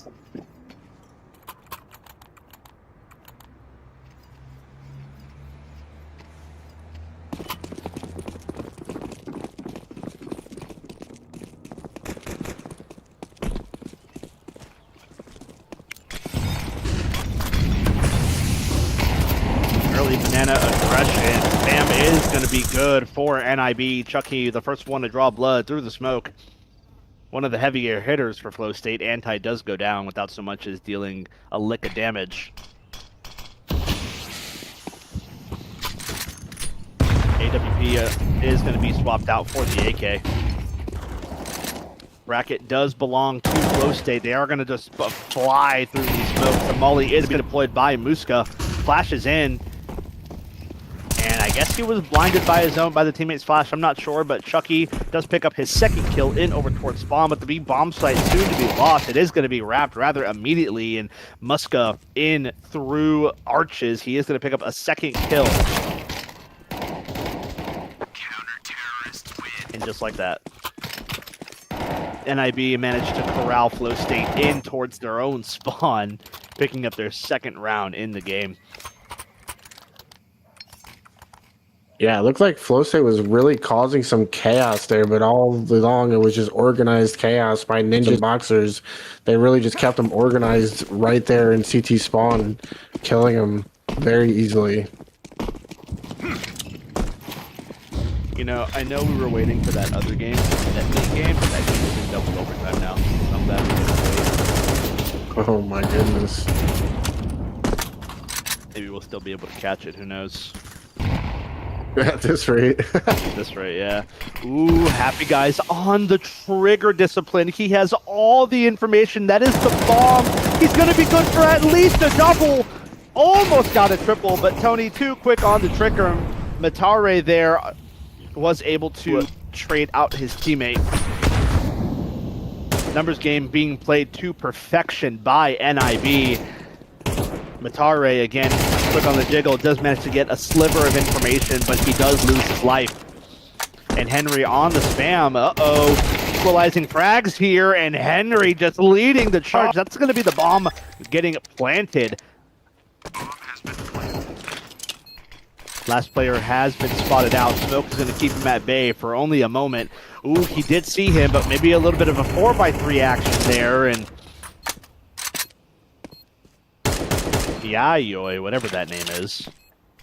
maybe on 12 points of health, not be going for a spam battle with Jose.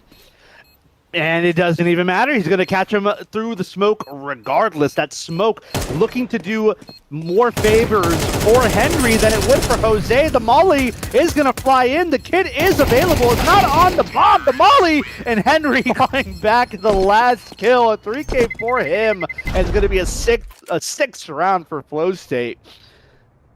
Yeah, you got to take a breather after that one. Flow State with tack timeout. I need a breather after that one. This is a mess for Ninjas and Boxers. 6 rounds on the attacker side of Inferno, and they have not much economy left.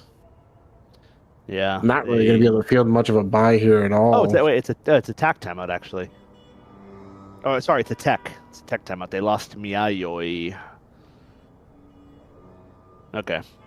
Well, I guess it's a blessing in disguise, you know? It'll give them time to calm down, recuperate, see where the mistakes were made, because that was, I'm going to be honest, not luck. I'm not going to chalk it up to luck, but it definitely was not on purpose, you know?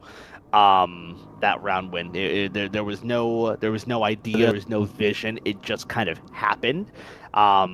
You know, and if you're a Flow State fan, hey, we'll take what we can get, right? But now is a great time to kind of get all your ducks in a row and figure out what you can do moving forward. Fortunately, we're not VS, so there's no like ban on talking during techs, I believe, unless I'm mistaken. Yeah, I don't think there is. So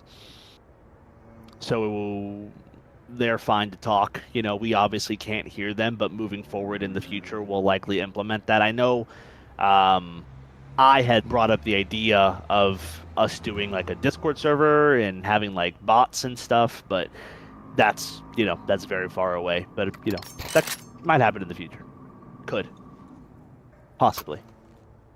Perchance. Maybe.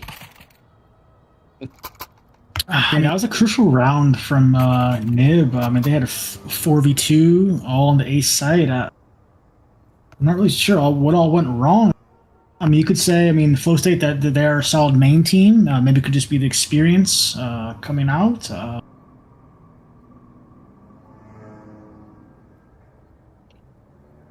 Forgive me, I'm looking at my desk right now. I have a little bit of an ant problem, and I'm trying to make sure that I took care of that problem.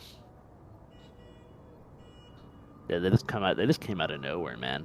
Like, they just started showing up on my desk, and I'd be playing Counter-Strike, and I'd look at my arm and be like, ah, there's an ant.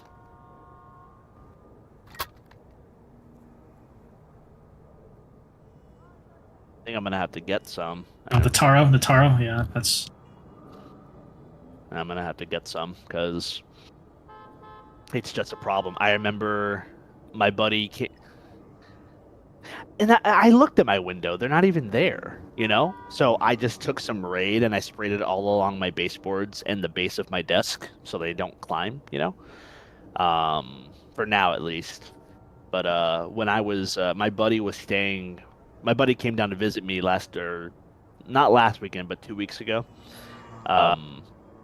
We gave him our room. We moved our bedroom. We moved our bed into our guest bedroom because we didn't want him staying in the guest bedroom, because the guest bedroom had a bathroom in it and my wife's shit was all in there and I didn't feel like moving it, right? So we had never slept in the guest bedroom before, but I'll never forget, dude. I went to bed and I woke up at 2, 3 in the morning and they were just all over me, bro. Oh, dude, it was like a nightmare. I got up and I looked under my pillow and there was like a colony of them, bro. And they were only biting me. They weren't biting my wife or anything. I was like, what the hell is this? So I got up. I made my wife get up. I moved her and my son to the couch and I just fucking went Ghostbusters on that fucking mattress, bro. Those ants were done. I rated them. I honestly, you know what I did? This is probably pretty evil. The ones I let them stay on the bed sheets, right? I took the sheets off, and then I threw them in the washer. So I drowned them all. And then It was 3 in the morning, bro, and I was vacuuming. Like, dude, I was so pissed. But we're right back into it. No more nonsense. No more amp talk. It's just gonna infuriate me. Lots of Yuto flying in here. Miyayoi leading the charge on his short departure. He is going to draw first blood. Chucky does go down. Jose on the spam does pick up one through the smoke. And Miyayoi through the fire and the flames. He is going to press forward. Now, Muska is going to get burned out here. That is going to leave the CTs kind of scrambling once again. Resmoke is going to be good. Molly in. Gonna miss its mark. Ouch. Nade does miss its mark all the same. Matari and Happy Guys, they feel like they have to do something here and there. They don't have the wrong idea, but that may very well could be the way in for Ninjas in Boxer. But low on time, low on the health. They don't really see a reason to throw away these rifles, and Flow State are going to pick up a 7th round off the back of Miyayoi's entry frags, and that's crazy. Henry survives without a lick of damage being done to him. Isn't that crazy? Yeah, I just learned something new today. That is gnarly. It is crazy. It really is. Also, Vanako's won, by the way. He is wondering. I think we were kind of expecting that, though.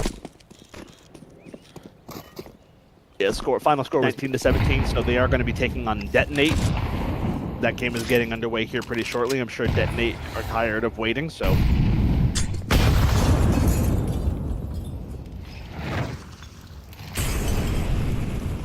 You know, Chucky has not had a whole lot of success at Banana, but that is not deterring him. Now, these rotations are a bit questionable. That Molly is going to flush him out.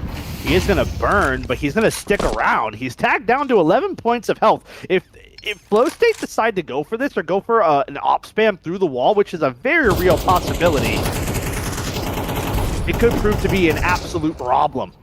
And look at that. He's going to get burned alive. I don't understand what the vision was there. He's just throwing his life away for nothing. Now, NIB, fortunately for them, they do manage to claw that back rather convincingly. 3v3 now, but the B bomb side is likely to be lost here. Jose, the lone defender, has it all to do. No util to keep Flow State at bay. It's going to be nothing but raw aim, and he is going to be good for one. But Anti on the AK, he does pick up that immediate trade frag. The bomb is going to go down. But both remaining CTs are here. Flash is in for Happy Guys. He is going to clear out the Coffin's position. Now Henry is posted up here with his AWP. No util remaining for NIB. The kit is on the op of Matari. Henry tagged down extremely low. Anti's own AK managing to seal the deal, closing out the round with a 3K. That's going to be an 8th on the board for Flow State. Again, I'm not trying to shit on the guy. I'm really not. But Chucky needs to chill out on Banana. He is just giving Flow State the way in, you know? Am I wrong? Yeah, if he's just going to keep going down Banana and just dying, it's just not good. He should just stay back and play back on his grenades. Holding that choke point is a really sufficient way of playing Banana, honestly. You don't have to fight for Banana. Everybody thinks you have to fight for Banana.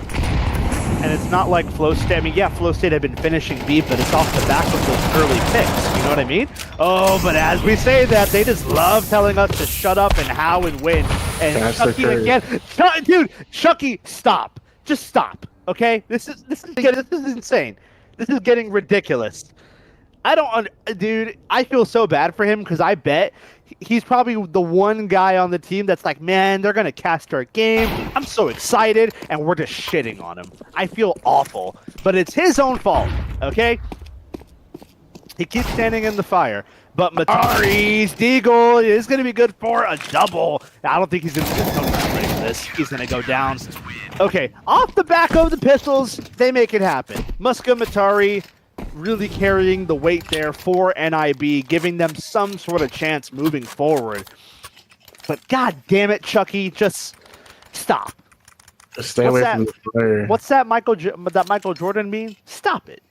Get some help. You know? Like, god damn, dude. I don't know. I'm trying to be nice, okay?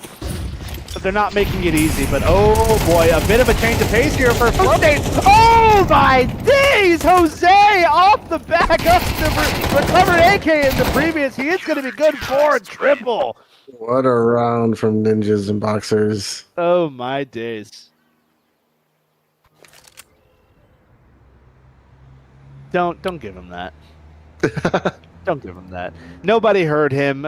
I'm not even going to repeat what you said. I'm not. No, absolutely not. Jose put the team on his back for the second time in a row. It is going to be an 8-4 score line here. NIB starting the T side on the back foot. We'll see if they're able to recover. They do have 2 sets of util to facilitate some sort of take. I'm not sure what the plan is. Ooh, Ante on the dualies. What are you trying to get into? The flash flying in from Miyayoi is going to facilitate at least 1 kill from Tony. Ante's dualies do get tagged down to 76 points of health, and they are going to bow out here. See, that's how you play Banana, Chucky. Take notes. Util is in. Matari looking to cause a ruckus over towards bracket. There are 2 CTs there, and he is going to keep them at bay. Rotation is going to be in, but Miyayoi might be a little too late to the party. He is going to make it in just in the nick of time. NIB kind of took a little too much time getting into this bomb site, and Ante with the dualies likely to do it all. He is going to be good for at least 1, potentially a double. I take back Miyayoi putting the team on his back, picking up a 3K off the USP from that coffin position. I completely wrote him off. I thought he was out of the round completely. Yeah, he got there just in time to pierce 3 domes of Ninjas and Boxers, giving his team the round. That was a massive round by him. Yeah, one thing to mention, the point, like, not to keep hating on Chucky. I think what you saw at Banana is just like an ELO difference, right? Chucky is like 2,000 ELO. Everybody on Flow State is above 2,500 face ELO. So, oh, everybody? Yeah, everybody on Flow State. They're all 2,500 ELO, 3,000, 3,100, 2,800, 2,700. Well, so Chucky, yeah, Chucky is he's level 10, but he's just 2K, and obviously you can just see the difference. Yeah, Chucky's way better than me, but against players, just he's just not there yet. Yeah.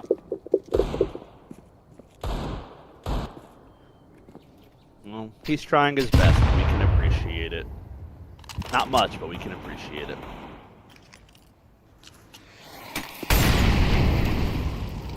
Bracket is firmly in the hands of Flow State. Jose's Deagle ringing out towards apartment. This is going to pick Ante in boiler. Heading there for the immediate trade frag, and the Deagle's dishing out a crap ton of damage. Forgive me.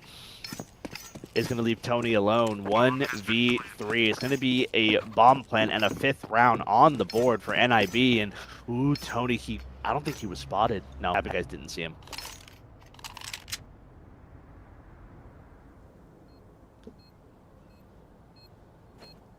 No kit available. He is just going to try and get out with his Kevlar and MP9 in tow. A recovered M4 for NIB could prove fatal moving forward. MP9 gonna get $600 in the bank account for Tony. Terrorists win.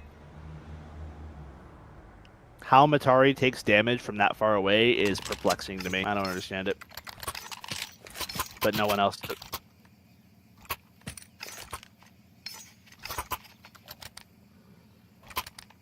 That is just gnarly.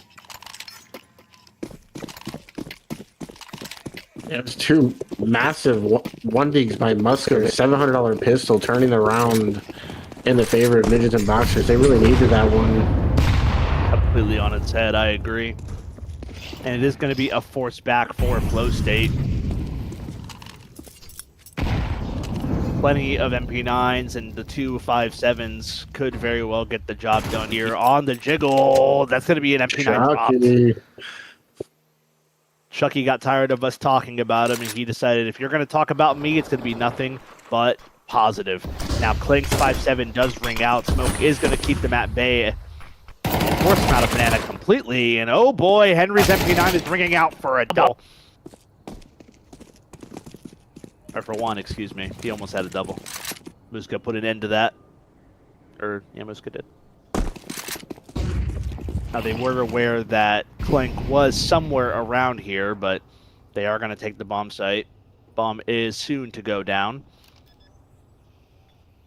And that's going to be a 3v3 retake. Clink is down extremely low, so the likelihood of this retake being successful is slim to none, but we have seen miracles. Yayoi first one to draw blood. Chucky and Jose in tow, picking up a double. Yayoi is just going to bow out. He's going to keep the Kevlar and take the AK. Take an AK. There he is into the next. What a knife glove combo! It's like that's like a car payment. That's actually a small car of skins. Can you believe that? Yeah. Because that knife is what? That knife is maybe. That knife is not 10,000. You're drunk. It's not an emerald. There's no way it's 10,000. Yeah, it's not an emerald. It's at least like maybe I think maybe $2,000, maybe $3,000. The gloves are probably like minimal wear. That's another like $1,500. So you know what? I'm gonna Google. I'm gonna look into it. Hold on. Yeah, his gloves are hedge mages. Those are like 9 band. Hold on. What?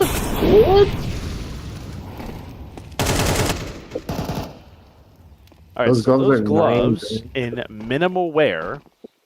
Oh my god. Okay, I take it back. 15 band, 15,000, right? Hedge mages, minimal. The cheapest ones on CS Float are 7.5. Okay. Yeah. And then the butterfly. Hold on. It's a His knife's like 4K. What is that? It's like a 4K, phase 4, probably. Some of that. I'm gonna say a phase 3. So that phase 3 is going for 1.8. So yeah, got about $10,000 of gloves and knife. So that's worth more than my car, and it's a 2018 Ford Focus. So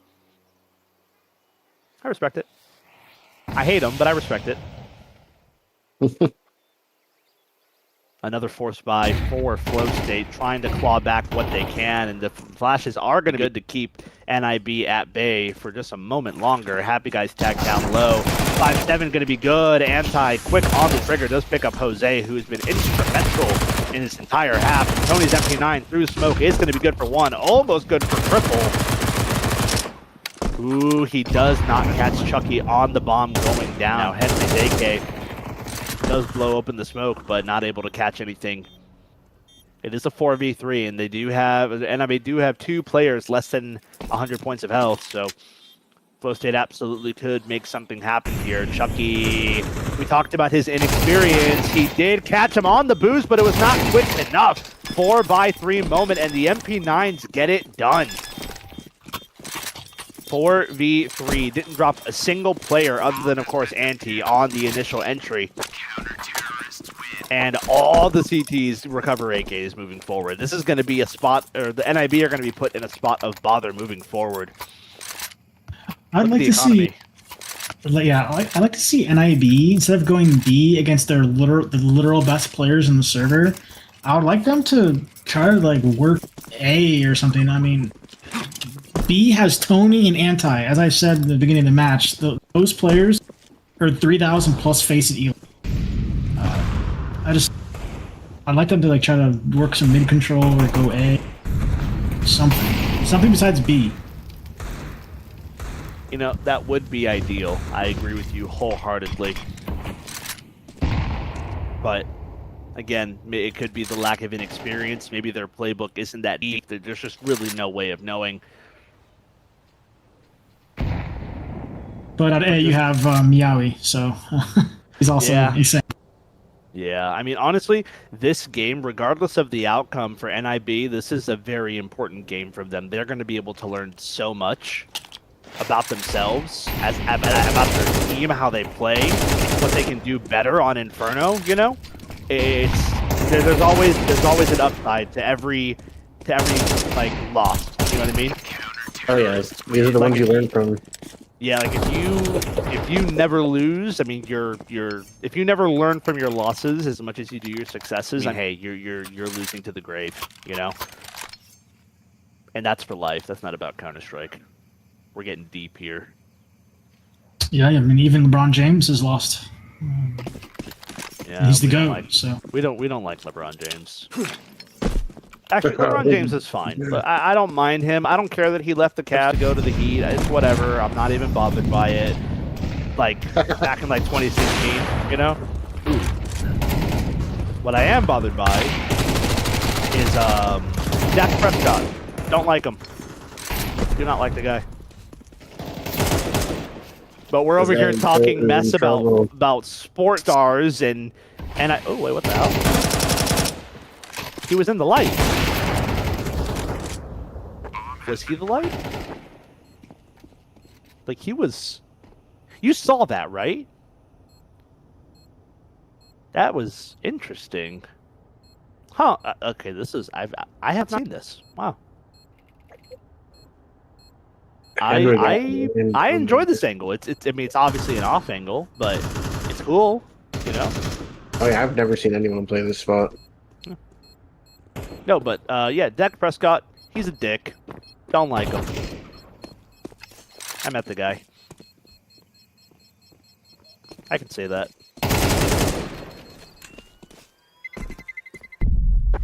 Seventh round on the board, losing only one player. Flow State are going to be kind of scratching their heads, wondering how they all went down as quickly as they did. Now, thankfully for them, they did bring over 4 AKs into the previous, so money is going to be not going to be a problem for them whatsoever. AWP is going to be able to be brought out onto Henry. Tony sacrificing his own buy to get Henry that at AWP. He is going to be on an MP9, but does have a full bed of util. Ooh, and Henry just stuck around for a second longer, maybe taking 30, 40 points of health. He would have been netted a kill, and AWP again. Henry on the off, not really proving to be too successful. He does get tagged down extremely low. I'm not sure if it was him and Happy Guys that took the fight, but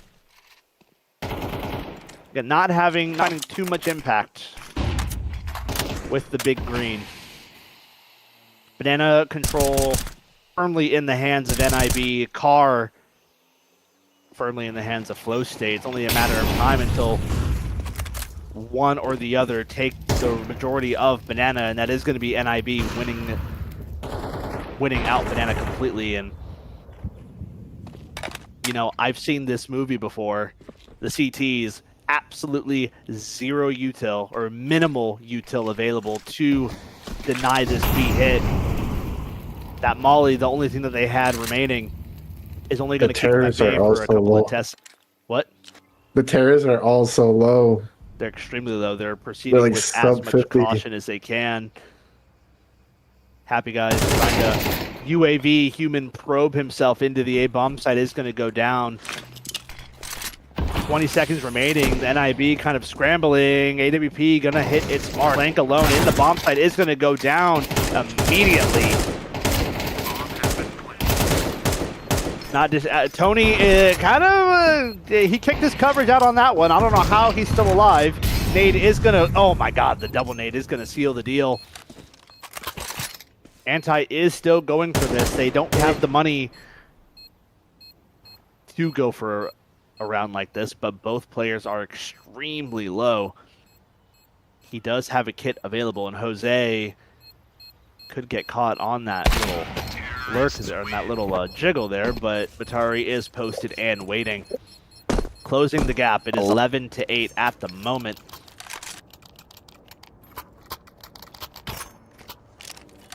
Really impressive play here from Ninjas and Boxers, just surgically dismantling Flow State's defensive.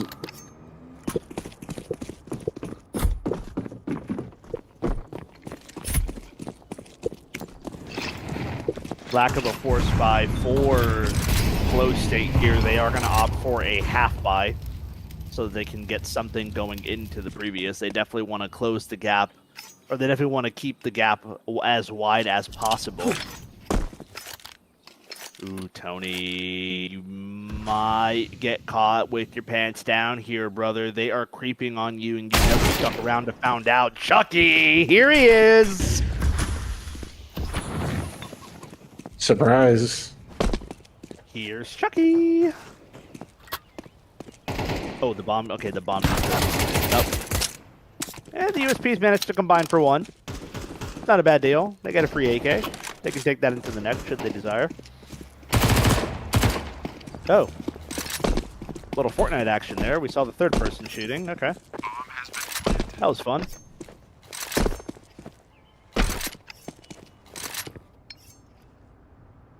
You know, our observer definitely needs to take the time and find a way to make binds for specific cameras, you know? Maybe get a stream deck. I'd buy you a stream deck. What's the problem? Tell me. Oh, because it's the face server, right? It's not our server? Ah, got it.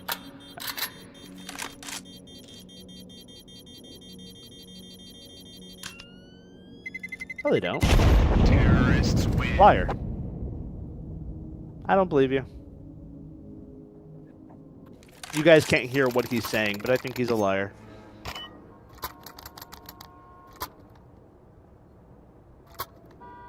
I believe you have, but did they do it manually? Like, they're moving the mouse.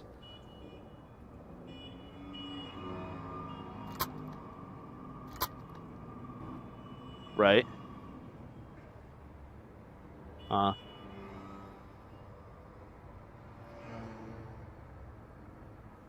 That is insane. See, if you had led with that, I wouldn't have called you a liar.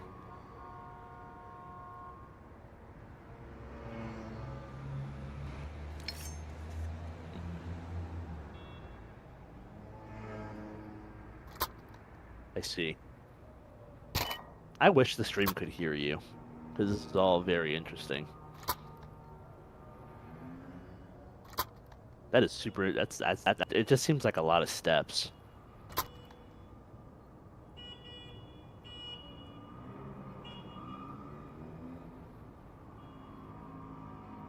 You know, there is one. I can't think of it right now, but it's like when a nade's thrown, you can follow it.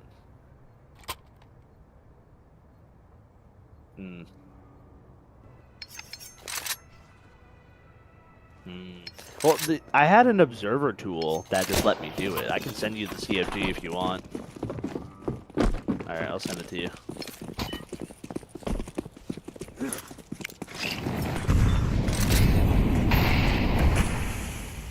But we're right back into the mix. Rifles have been purchased on the flow state side of things. They are kind of struggling here on the defense side, on the CT side. They definitely had it way more success on the offense. And I'm sure if they had it their way, they would have probably, you know, hindsight preferred to start on the CT side and transition to the T side. But they do have to find a way to put an end to NIB's aggressiveness, or aggression, excuse me. Now this porch boost is a little new. They haven't implemented this too much, but bracket control not being given too easily. That molly is going to be great information for flow state. Not hearing someone walk away from it or burn it is gonna. They can deduce that there's nobody in there, and all that util flying in over from Boiler is going to confirm that suspicion. The three-man bracket hold is in full effect here. They are starting to squirm their way up, and through the smoke, they're going to pick up a double. Instant trades. Miyayoy getting the man advantage. Henry only widening that gap ever further. Matari on the AWP is in a 1v3 with only 10 seconds and the bomb so far away. He just needs to save this op. It's going to be match point Flow State. Counter-terrorists win. And for those of you that are just joining us, we do have raffles happening at the end of every game that we cast, and we're going to be doing a larger, grander knife giveaway at the end of the stream. So if you're not in now would be the time to do ! Join in the chat to have your chance at winning whatever it is we're giving away at the end of this game. I know it's like stickers and gloves, or stickers and cases, yeah. The knife will come shortly after.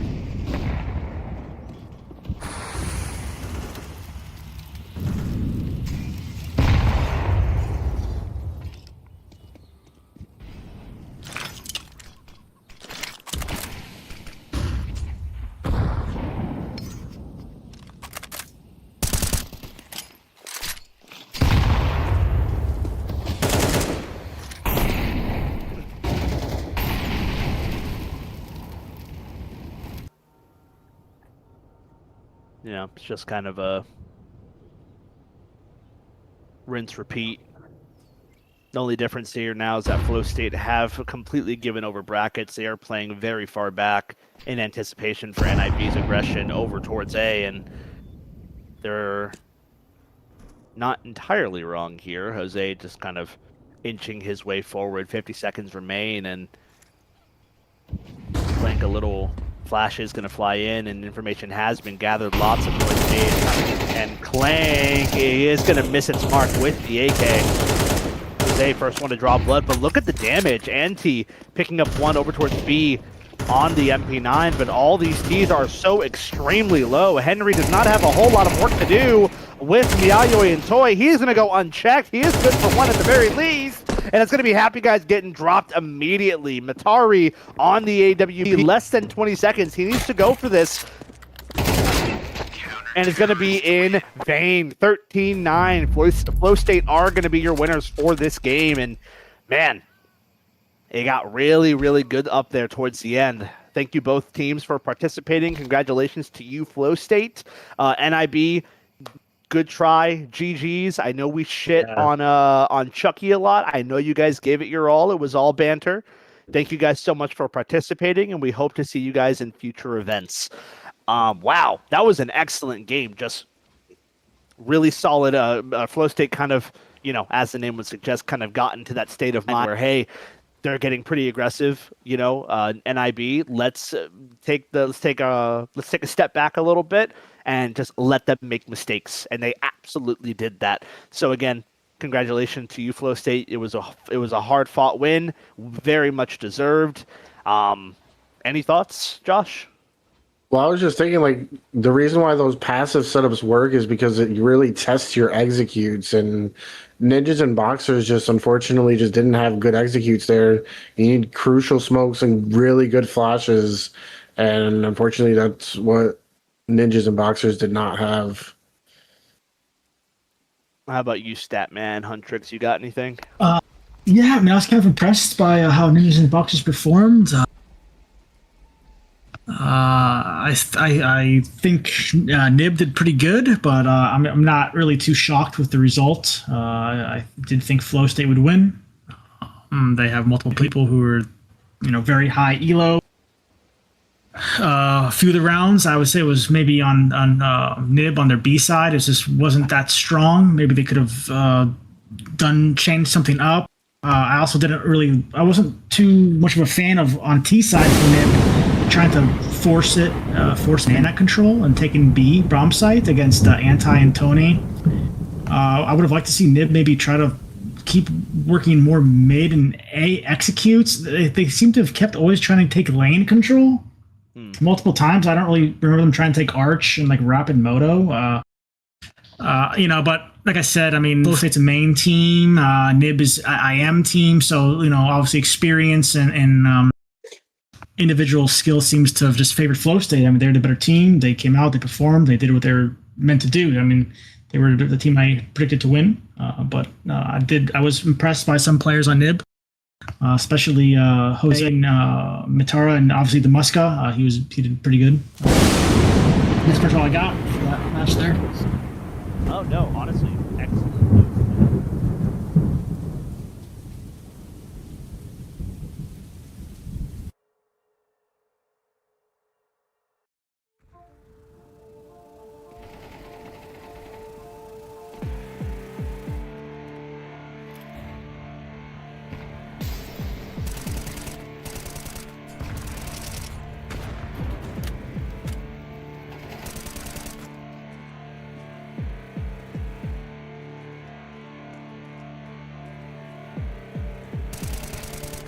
Them take on, it's either between Detonate and Venegos. Likely Detonate because they are the favorites and they are winning 11-5. So we're just going to wait for that game to conclude and we're going to get into the first semifinals of the evening.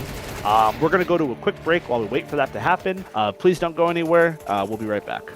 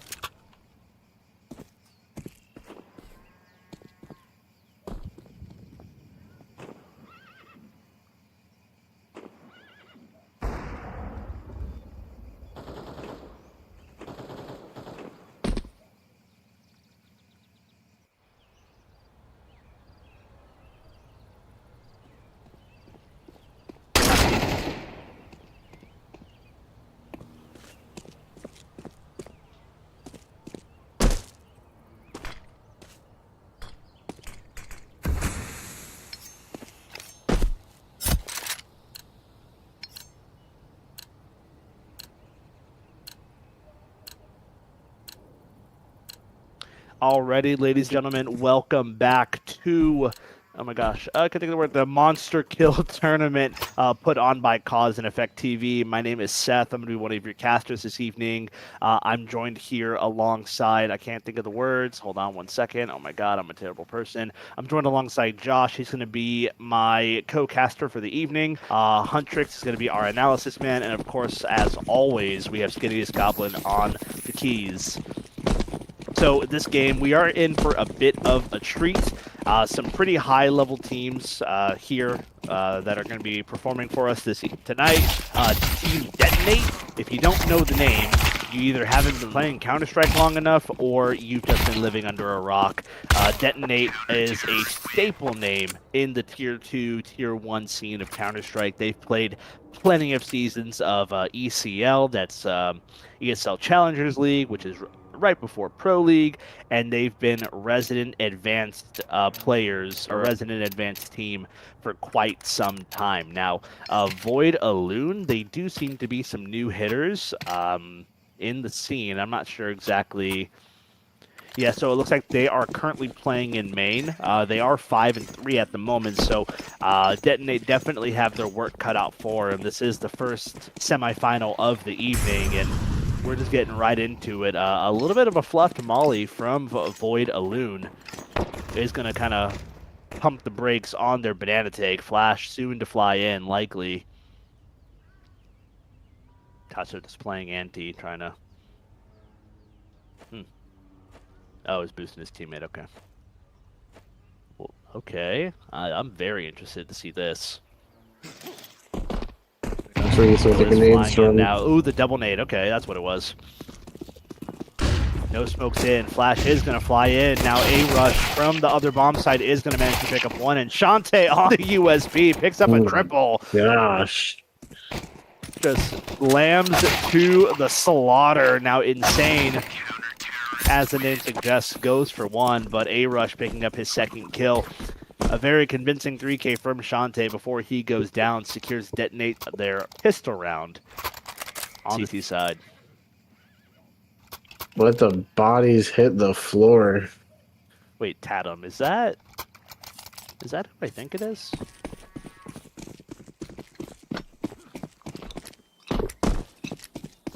Let's see this.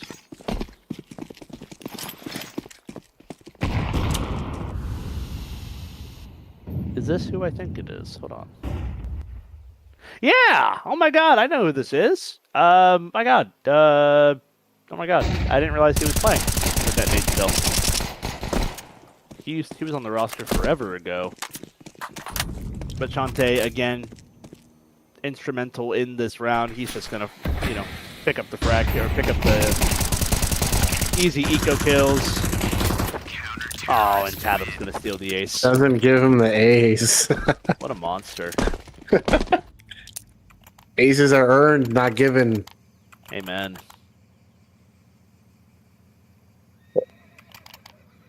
You know you're cooked when your opposition has HLTV pages, you know?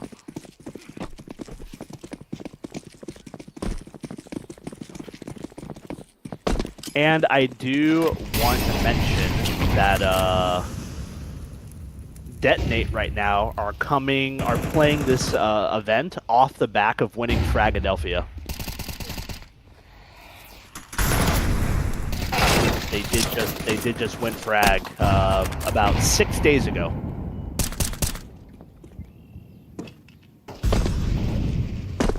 Yeah, pretty much. Easy days.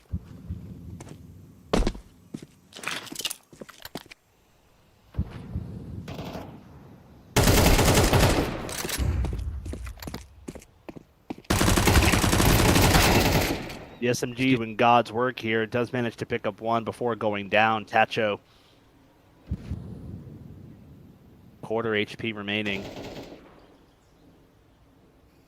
Zoom-K picking up another 4 of the squad. 3v2. The bomb has yet to decide where it wants to go. It is going to be on the back of Insane. Nate is going to do a good chunk of damage, but Shantae from spawn is going to pick up Nacho with low HP, and oh boy, that is very unfortunate for Karn.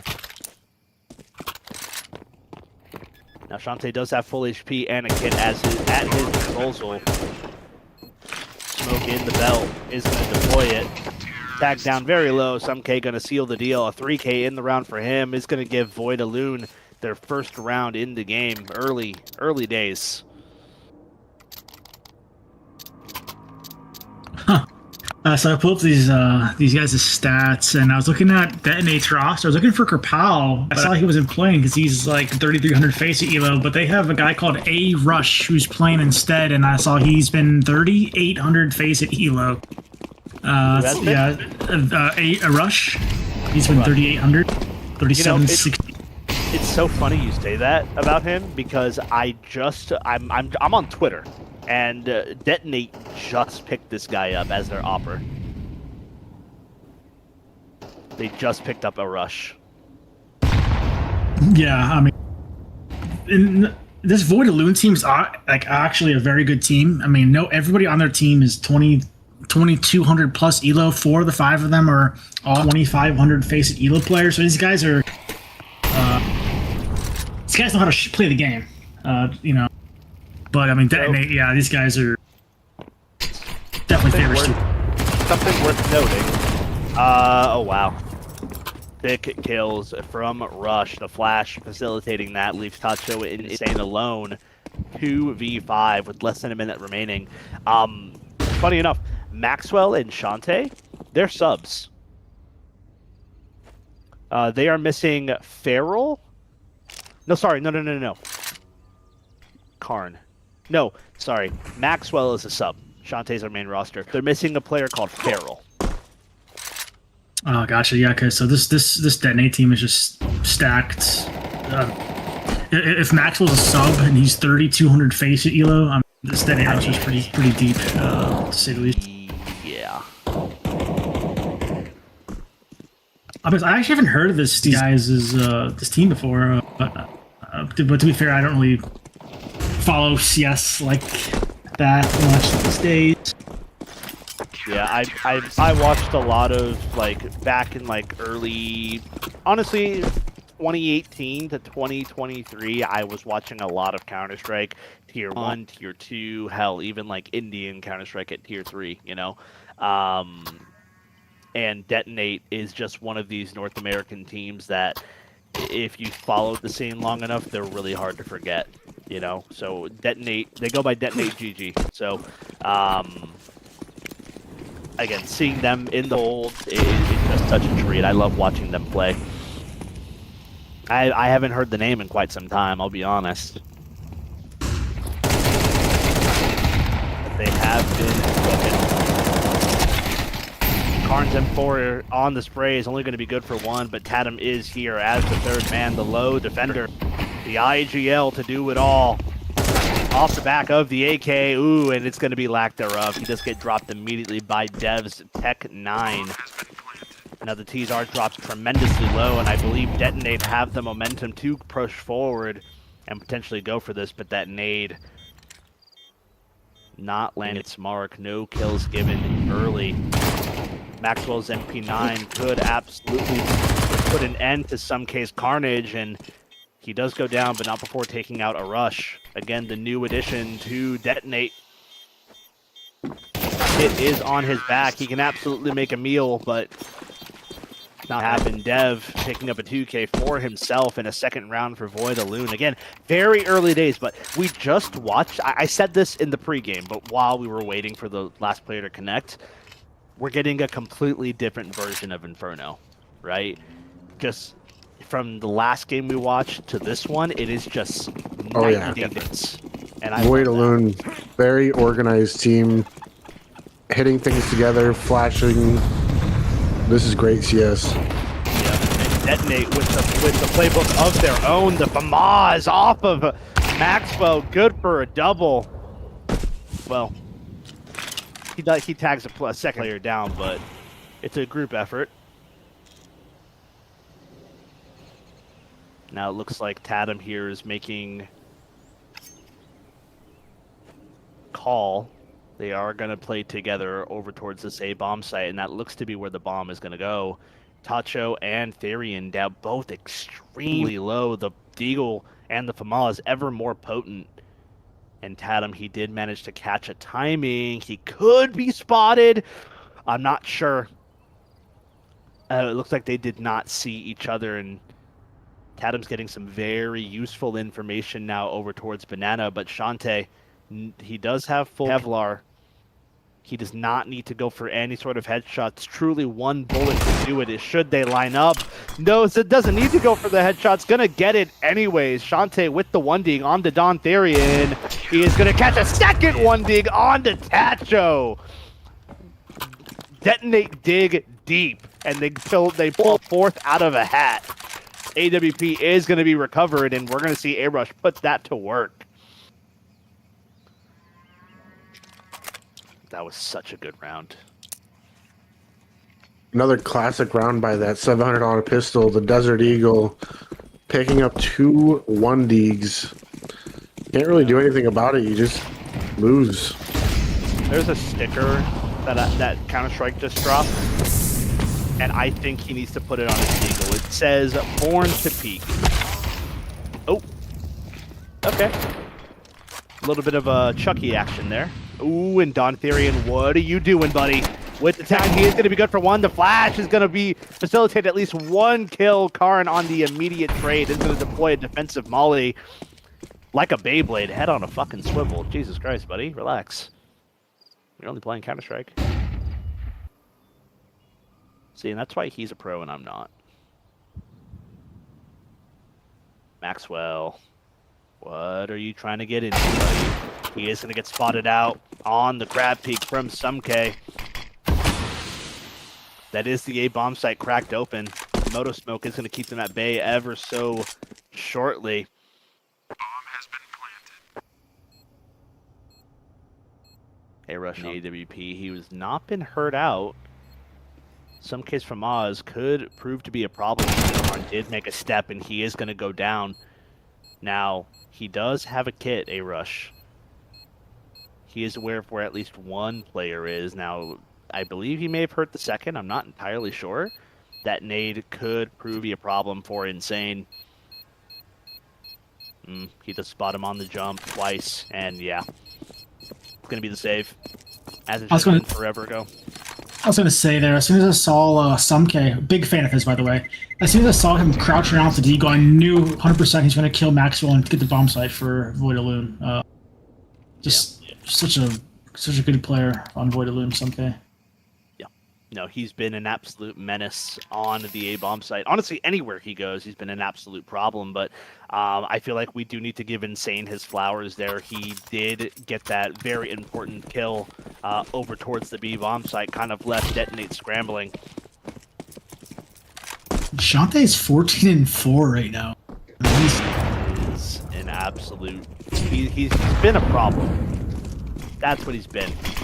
Lots of useful being dropped here for the squad, and Shantae just padding the stats even more. Tatum does manage to pick up a double on the Deagle.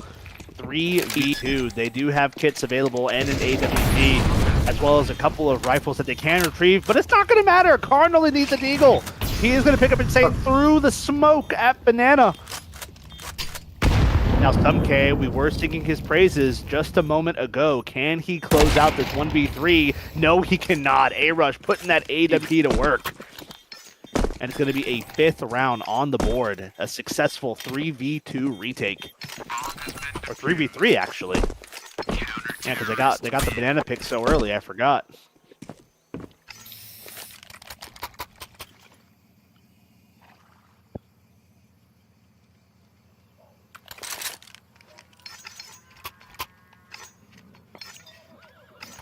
My wife decided she's going to watch me cast, and I don't know how I feel about this.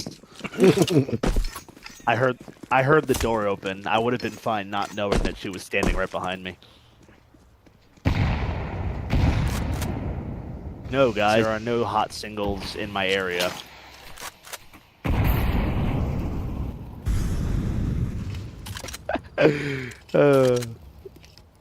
Force buy is in, and Ooh, detonate. They're getting a little big for their boots there. Lots of noise made over towards Banana. Looks to be a little bit of a app pop here, and A-Rush's AWP is going to ring out for at least one. The smoke is going to be deployed. Ooh, whoa. That's smoke. I think it's going to be a little... I think it's a little short, though. If it's supposed to be a flood smoke, they're still going to be spotted out. Now, in some case, Molly is going to burn A-Rush to a crisp. But Maxwell and Karn on the back of the rifles. Yeah, that was a really cool... I wish we could have seen it. It looked cool. All right, my wife left, guys. We can talk about whatever now. Oh, I need to tell her about the Oreos that she gave, how I destroyed them like an hour ago. You're gonna need another package of those. I am. They were so good. I love peanut butter. I love Oreos. Just combining them, whoever did it, genius.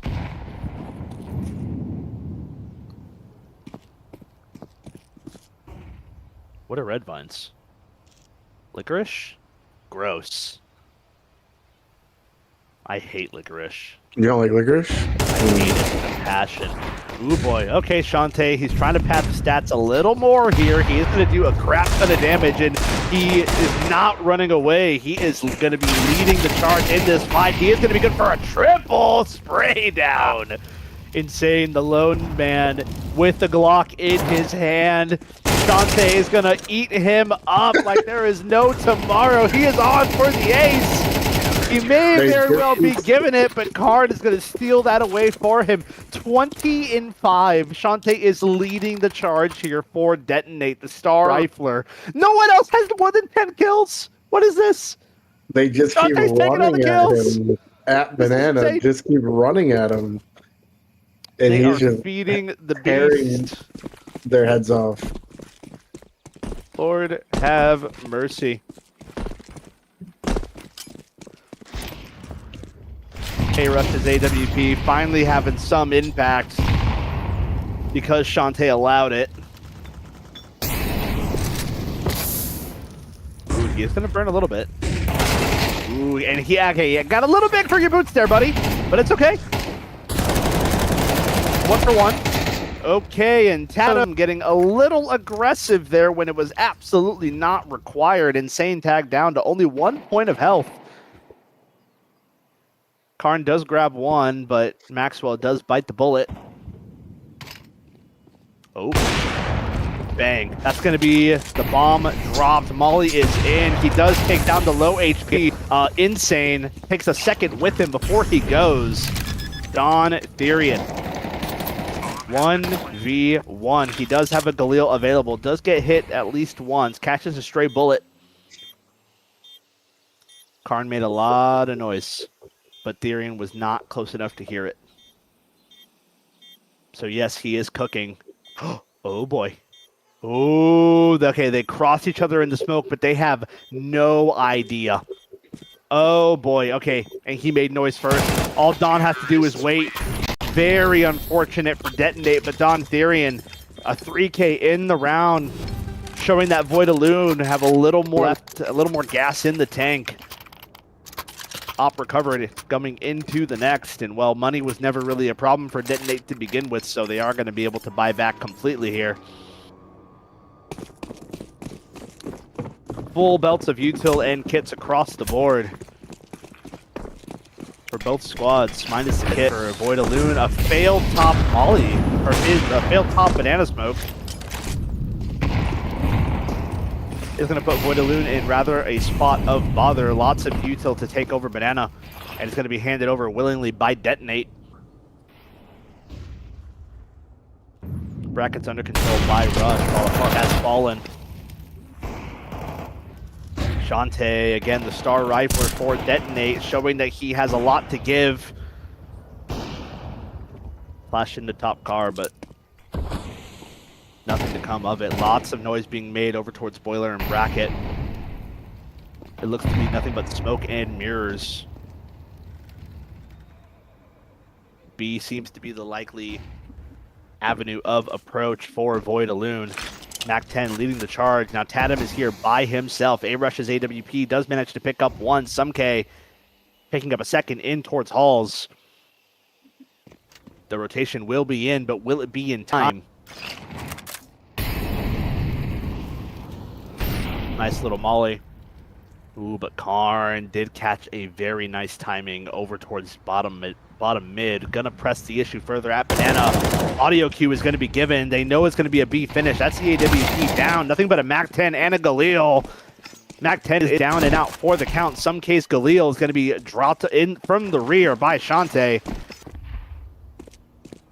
And now some case Halls lurk with only 10 seconds left. I mean, that's stats all you want, 10-9, but not going to matter. 8-4 scoreline. Detonate widened the gap by 4. Shante with 22 kills in the first half. Your MVP for the previous. Literally a donk. Yeah, NA donk. we don't have too many of those, man. I feel bad for No Cries, bro. Everyone forgot about him, all because Simple didn't want to play with him. I still watch my play No Cries. Yeah. Oh, look at this! Lots of only one person with armor on Void Alune. Everyone else is purchased. Whether it be util or the upgraded dualies. And look at this. We never saw this in the previous, but the R-Trap, you see how powerful it can be. A-Rush on the Glock does drop the dualies of Dawn, and he is just leading the charge with this Glock. And he is going to bite the dust because of it. Some case dualies do manage to pick up one, caught with his pants down, win the reload. 3v2. They do have a kit available. Needs to be picked up, but Tatum and Shante don't even give them the chance. A 9th round recovered off the A-Rap, off of A-Rush's double entry. Again, the newly acquired AWPer for Detonate Squad, showing that he is more than a one-trick. What's a one-trick pony? There it is. Couldn't get the words out.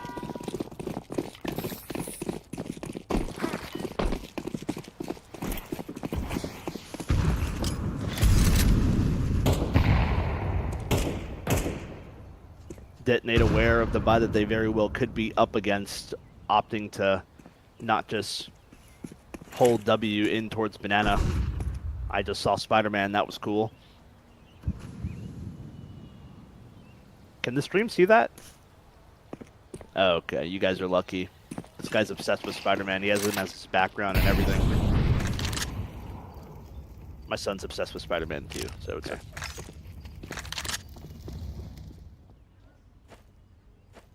I heard the new Spider-Man is a banger.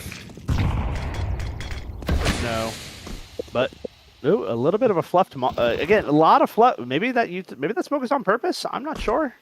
One way? Hard to do one way. No, pretty cool. MAC-10 is leading the charge. He is going to make that initial contact, and Shante again just setting up his star player for success. Picks up a double, and Khalil in the back lines is only gonna, well, take Tacho out of commission. Double digits have been reached by Detonate. Void Alune, I mean, it really seems like they're just kind of running on E here. Not a whole lot of gas in the tank for them.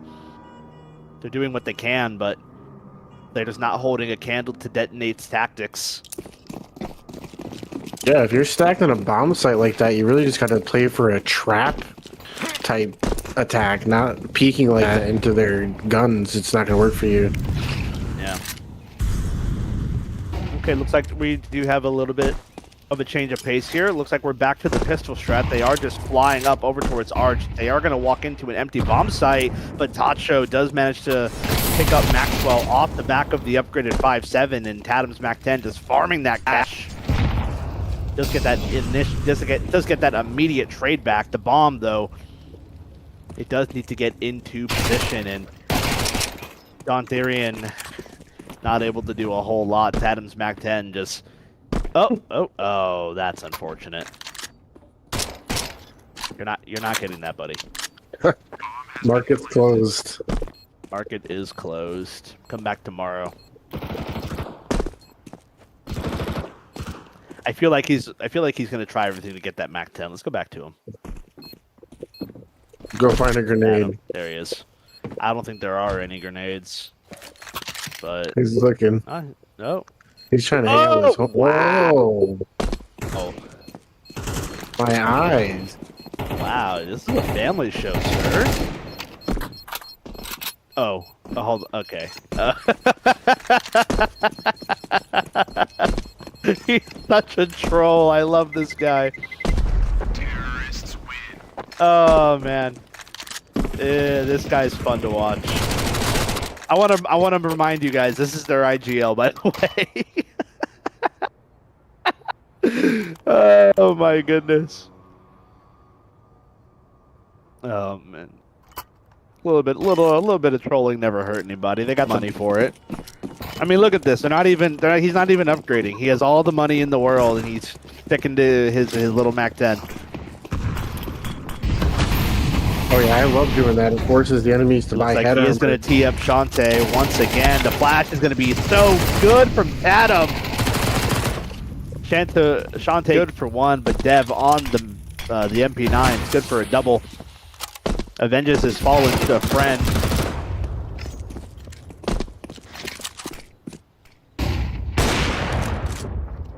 Good shot while blind. Tacho is good for one. Maxwell still extremely low. Gonna get dropped by that AWP. All the same. Leaves A-Rush to do it all. Bomb is recovered. It is now going to be a 1v4, and the B bomb site is wide open for the taking. They are opting to play back. They are aware of what they are up against. Again, the newly acquired Opper or Detonate. Like a dog off the leash. Nobody there to tie him down. He's got it all to do, and well, maybe singing his praises a little too much. He's not going to be good for one. Dev picks up a triple in the round for a fifth on the board for Void Loon.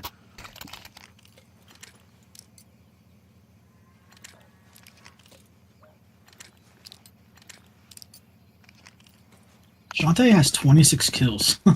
I was just about to say something. That's so impressive. It's extremely in a game of this high level, like this caliber of play. It's not short of what's the word you used? Impressive. That's the word you used.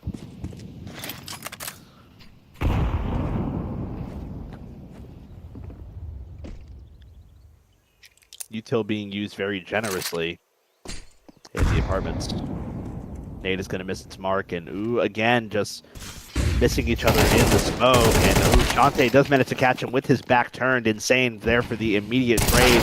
He is the only defender here, and Tatum is going to drop him. That's the B bomb site cracked open. The bomb soon to follow. It looks like the C's do want to go for some sort of save. Maxwell not able to catch one on the rotation. Don Therian does catch one on the retake, and Detonate.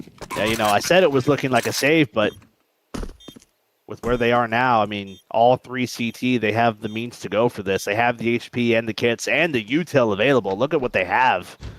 2 mollies, a nade, 3 flashes, 4 flashes, and a smoke. They have no reason to not go for this. That smoke is going to keep them at bay just for a moment longer. They are going to jump through that very shortly here. And they are going to burn through the molly. And Don Therian does unfortunately take his teammate down. He is very, very low. The Glock is going to seal the Dio Tatum there. Did pick up an op, but aware of how low the opposition was, just decided to block it out. Yeah. It's going to be a match point for Detonate here to avoid Aloon's 5. Nothing but a Hail Mary here of a buy. They do have plenty of util, but Tacho, he is going to pick up the AWP with no armor.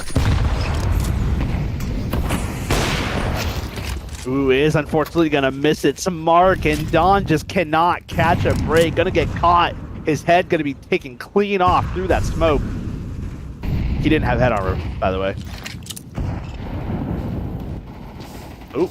Tacho, he did spot Karn there on the jiggle, but oh, the nerves are starting to get to him. He is going to go down without dealing any damage whatsoever. Sumk trying to keep his team alive with the MP9, does take one, but is tagged down extremely low. That bomb is going to go down here shortly. And is now a 3v4, and make that a 3v2. Insane does go down immediately. Sumk ditto, and well, Dev, it's him against the world. It does have an M4, but you know, it's going to get squashed rather immediately. Detonate take the map 13-5. That was a very fun game to watch. There were some very close rounds, but overall just stupendous Counter-Strike being played here. Honestly, from both sides, you have a team that that's fresh off of a LAN win, taking home first place. They're an advanced, and you're a main team. I mean, getting 5 rounds is, I'll say, generous, you know? I think they'll have a lot to learn from this. I really hope that they take something from it. That was a treat. Yeah, Shantae 28 and 9. That's not an average score line at all. A really good game by him, but like you said, Voidaloon, nothing to be frowned upon. You guys played very well, and I hope you guys learn from this. So that's going to be the first or the second semifinal concluded. GG's to both teams again. Thank you guys so much for participating. But Detonate, they are going to move on to our grand final, which is going to be a best of 3, and they are taking on no one other than Stalloon's Balloons. They did manage to fight their way all the way to the grand final. This is going to be a game, man. I am super pumped. We talked about the level 6 Ashton, the Face It Pug star. We're going to see if he can hold his own against a team like Detonate. I don't think he will. I see Detonate taking it all the way. But that's just me. I would love everyone else's 2 cents on the matter. Yeah, this is going to be carnage. I don't see anything beyond 16-5s, honestly. Where did who did Flow State lose to? Flow State, they lost to Stalloon's Balloons. Wow. 13-10. That's a crazy upset. On Mirage. And Ashton got 6 kills in that game. So, well, I don't know. We'll see. We'll see.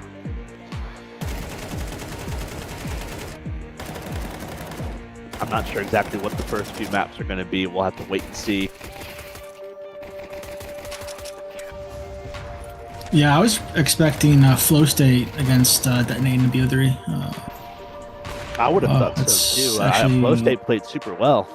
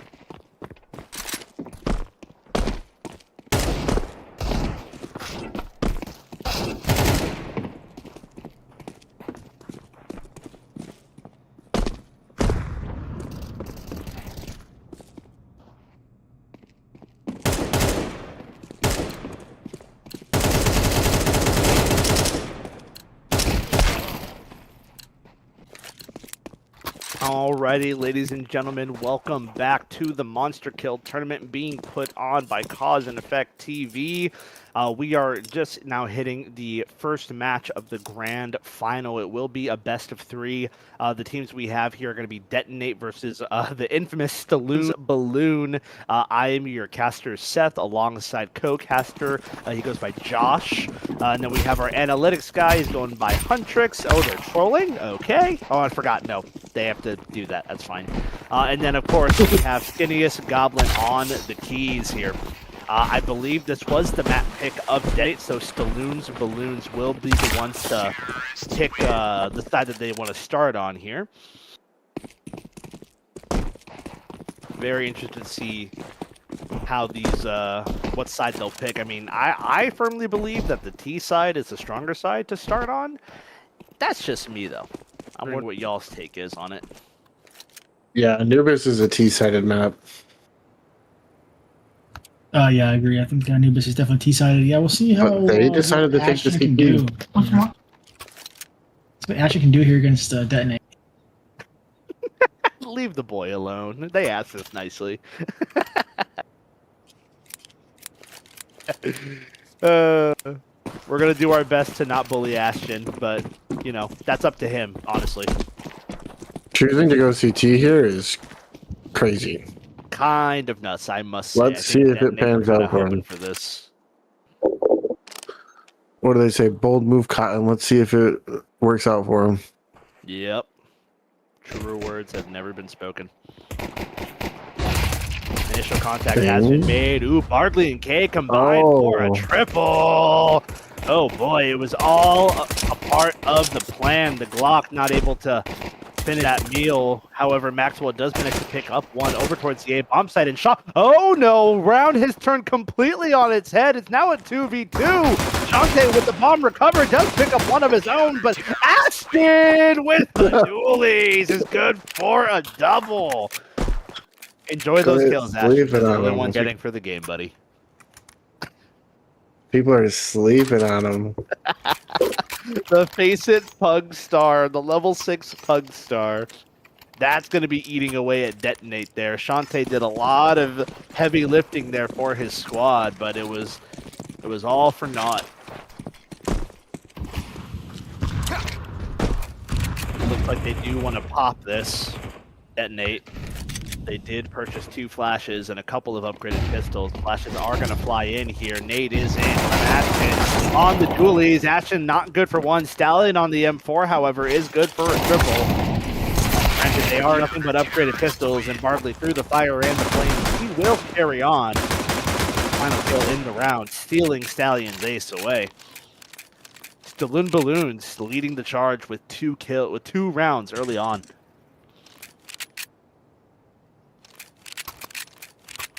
Yeah, let's see if they can continue with momentum going into this gun round. Yeah, Detonate here on their first full buy round. Adam not going for any sort of detail, which I think is a bit strange, being the IGL and all, you would think. But I guess this is just a tournament for fun. This isn't Pro League. This isn't a league match. And hardly, oh my God, through the smoke, he's just going to pop out and take a rush. AK has been recovered, and Detonator kind of getting corralled here. Yeah, Not a whole lot from debris. I'm curious to see how, as this BO3 plays out, how Bardley There it is. how he'll hang against this Detonate roster, seeing how much impact he can have. I mean, seems to be the strongest player on balloons. He did put up quite a bit of numbers there. He's already 4-2. Stallion ditto at 4-1, and well, Maxwell manages to claw this back for the Detonate squad. The bomb is going to go down here. Bomb has been planted. And K, with only 15 points of health, he is going to just have to go for a save here, take this AK into the next. Fortunately for him, Stalloons, I'm sorry. Stalloon's Balloons are not going to be hurting too much for cash here, thankfully, because this round kind of was a bonus for them. Again, pockets are not going to be hurting.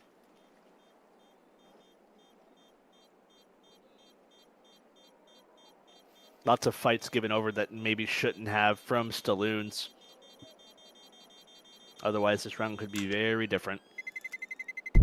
Terrorists win. But Detonate, again, are an advanced team. They have been playing together for not too long. They did just recently acquire A-Rush, so he is one of the newer members of the squad, but I'm sure they have some stuff conditioned, some stuff drilled, and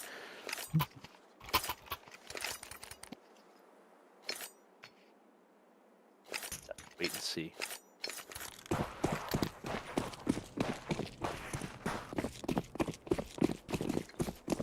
Oh, their coach is Australian. Detonates? Yeah, their coach is Australian.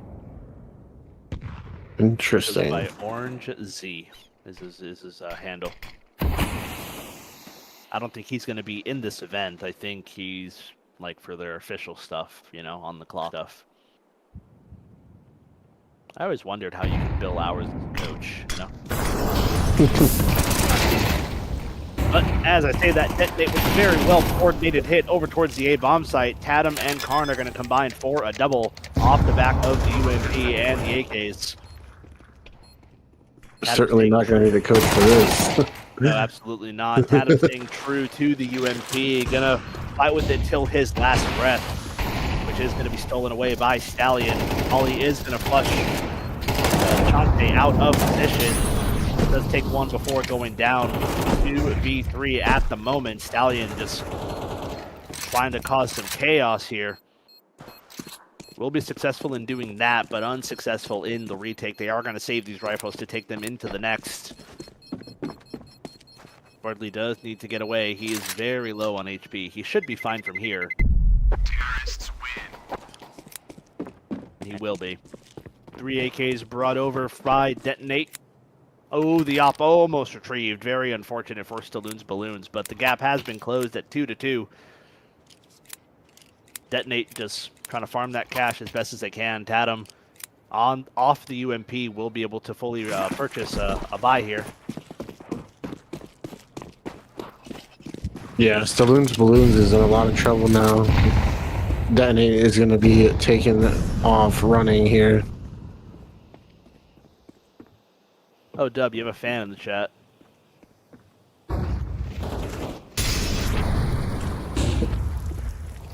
Apparently you sound cute. Do you know what Dub Wow? Yeah, that's my boy. That's his boy. Yeah, that's what I thought.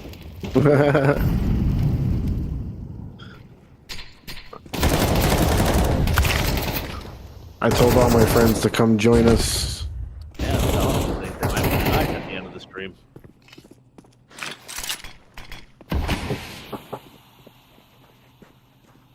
Large brawl took place here. Tatum taking his time, just tracking K through that smoke. Well, off the lip of that smoke, rather. And no, he very well will find Hardly, and he will. Tatum, the mind of a steel trap. Picks up a double and a third for Detonate.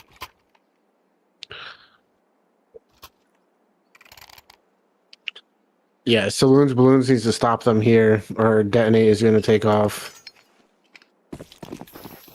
You know, I tuned into, because Maxwell is streaming, so I tuned into his stream just to wish him luck, you know?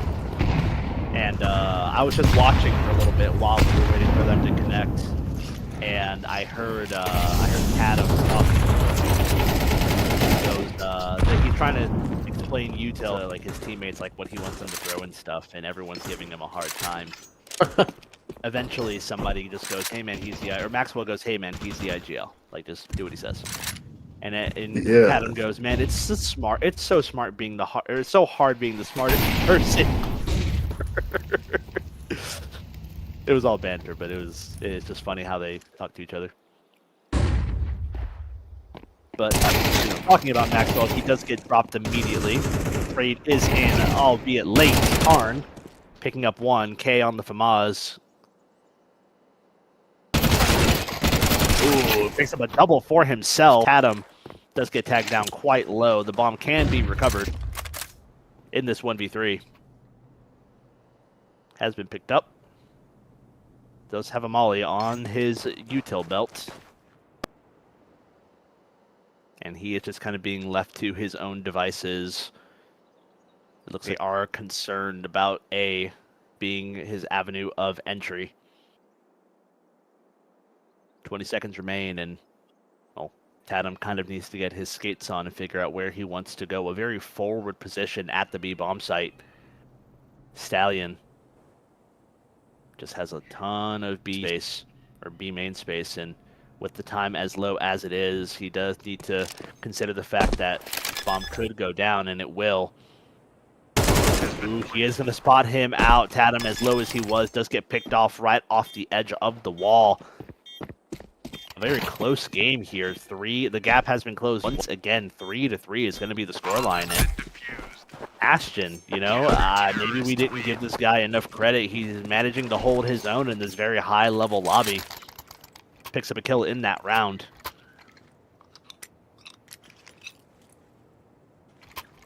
P-Bomba's in the chat. What's up, brother? How you been? How you living?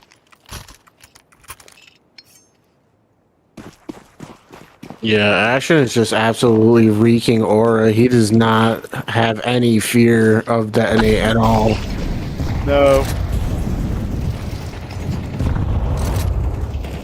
Okay.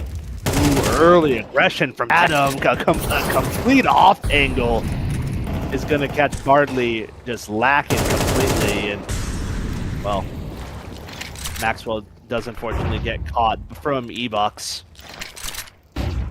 Adam is going to start making headway in also to E-Box. It has been given up. Ashton just really trying to hold his own at the back of this B bomb site. Util is in, flashes are in, and Ashton, he does manage to catch Tatum, but not before Tatum takes a body count of his own. Ashton a little quick on the peak there, does get dropped by the AWP of A-Rush. And that's going to be a 3v2. Plenty of Util and 2 kits available to go for this retake. But the money is not in a great spot, so this very well could be a save. But as I say that, K is just repositioning over towards CT spawn. Flashes in. Gonna miss its mark. A-Rush's AWP does catch Navio in transition, and K is just going to do what he can to get out with this rifle. Very convincing round coming out of Detonate. Very slow, very methodical, kind of keeping Stalloon's balloons on the, keeping them on notice. Terrorists win. Giving them the absolute minimum as far as kills go. But as I say that, mind you, Detonate are an advanced team. This is their core roster, all 5, right? Minus their coach. And Stalloon's balloons, I mean, they're holding their own, dare I say. You know, this very well could run away from them. This is a best of 3, so they do need to be mindful of that. This is a marathon, not a sprint. And as I say that, a little bit of coordination coming out from the Stalloon's Balloon squad, but Shantae, the star rifler for Detonate, gonna be good for a triple. Eagle on Bardley, only good for the 1, and A-Rush puts a quick stop to his shenanigans. It's gonna be a 5th round, widening that gap by 2. Only 1 AK lost in the scuffle, but the money is available for Detonate. But Shantae on watch for an eco rush, and he is going to pick up 3 every single time.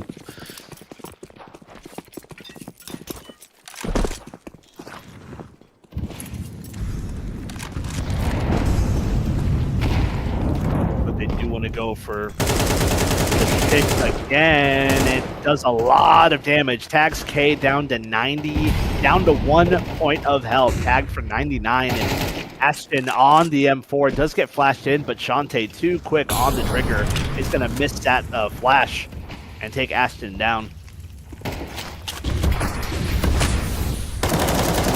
Are in, and A-Rush on the AWP is going to get tagged down very low, but the native Karn alongside Shantae do combine for a double.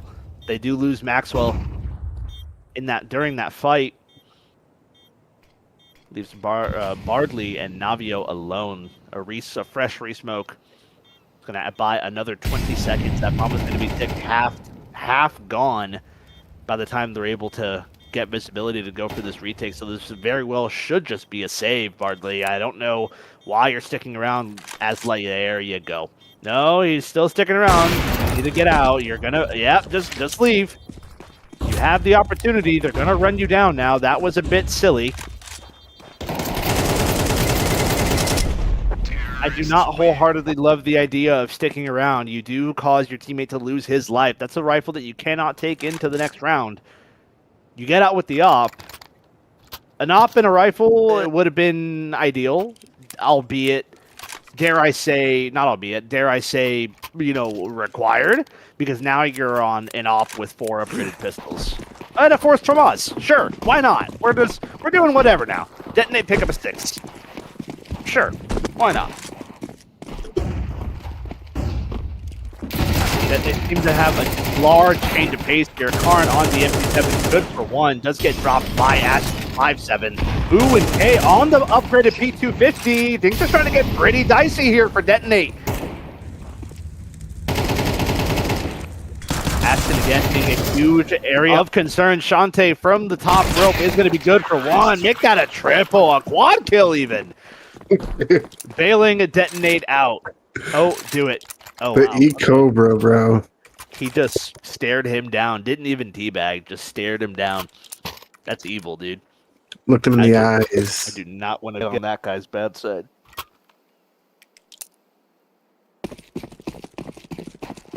You know, I went to the range on I think it was Monday. I went to the gun range, right? And I was going for, like, on my target, I was going for headshots, right? My groupings were pretty solid, you know? Not crazy, but they were pretty solid. I'll talk about that in a second. Lots of Ezo flying in here. Bartley's AWP does ring out for 1 in over towards middle. Maxwell and Karn combined for a double, completely locking the CTs out of this A bomb site. Oh, Maxwell, relax, buddy. You're only playing Counter-Strike. Stallion good for 1. Bartley's AWP ringing out for a second in the round. Karn from the top rope, going to be good for 1. Does catch Ashton coming in from Cameron. Oh boy, nice flick coming out of Bartley. The 1v1, and Shantae does catch him with his head turned. Very close round for Detonate, but they do pick up an 8th. Anyways, like I was saying, going for headshots, and, well, it was, my groupings were good. They were solid, right? Nothing crazy, but they were solid. This guy from like 3 bays over, he walks over to me, and he goes, "Man, I would hate to catch you on a bad day." And I just thought it was really funny.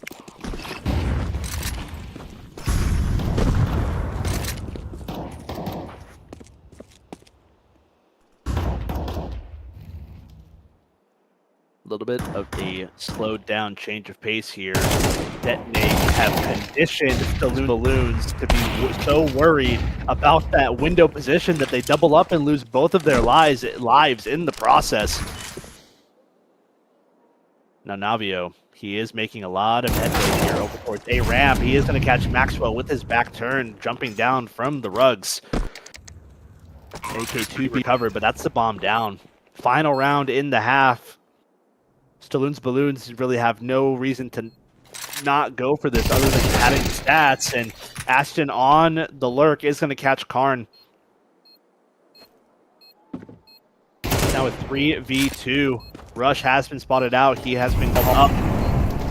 Molly is in, and oh, Tatum, you have a silver lining, my friend. They are not going to suspect you with that Molly in place. Nade is in, Tap is in for Tatum, 1v1. No kit available. Big Flash is in, and Tatum closing it out in style with a 3K. Crazy 1v3. 9-3 score. What a round. I mean, really, that round really only happens because the Molly was not deep enough. Tatum just found the tiniest corner, and he tucked tight in that corner. His teammate set him up perfectly for that. He baited for him, and that Molly missing, it was just icing on the cake. Yeah.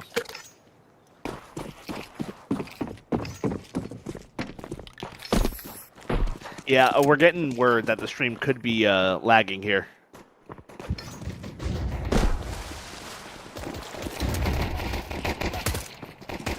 Oh, boy. Shante on the USP, picking up a double for himself. Tatum securing the final nail in that coffin. Oh, okay. I mean, that's your teammate, but all right.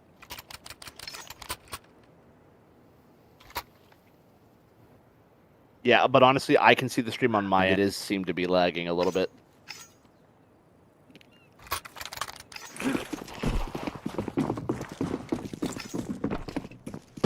Word. Restarting. Word. Yeah. Hopefully it fixes itself. I'm sure that it will. Refresh actually. Maybe that'll fix it. Yeah, refresh. Just refresh it, guys. Refresh it, and that'll fix it. It looks so much better.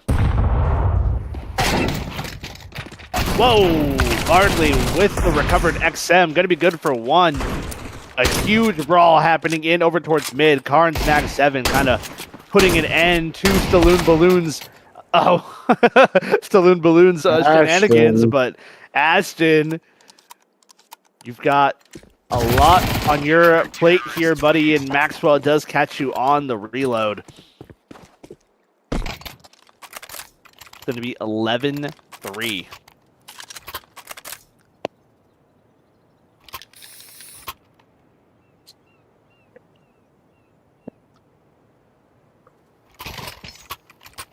Oh, oops. Oh, hold on.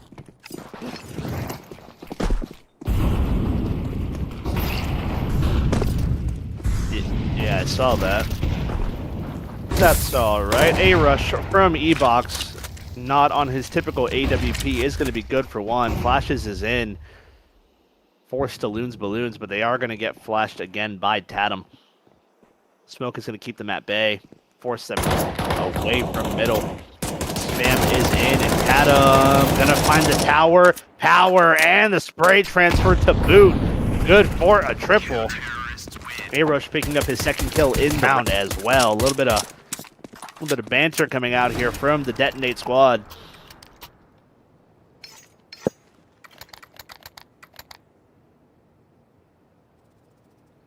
Nope. There you go.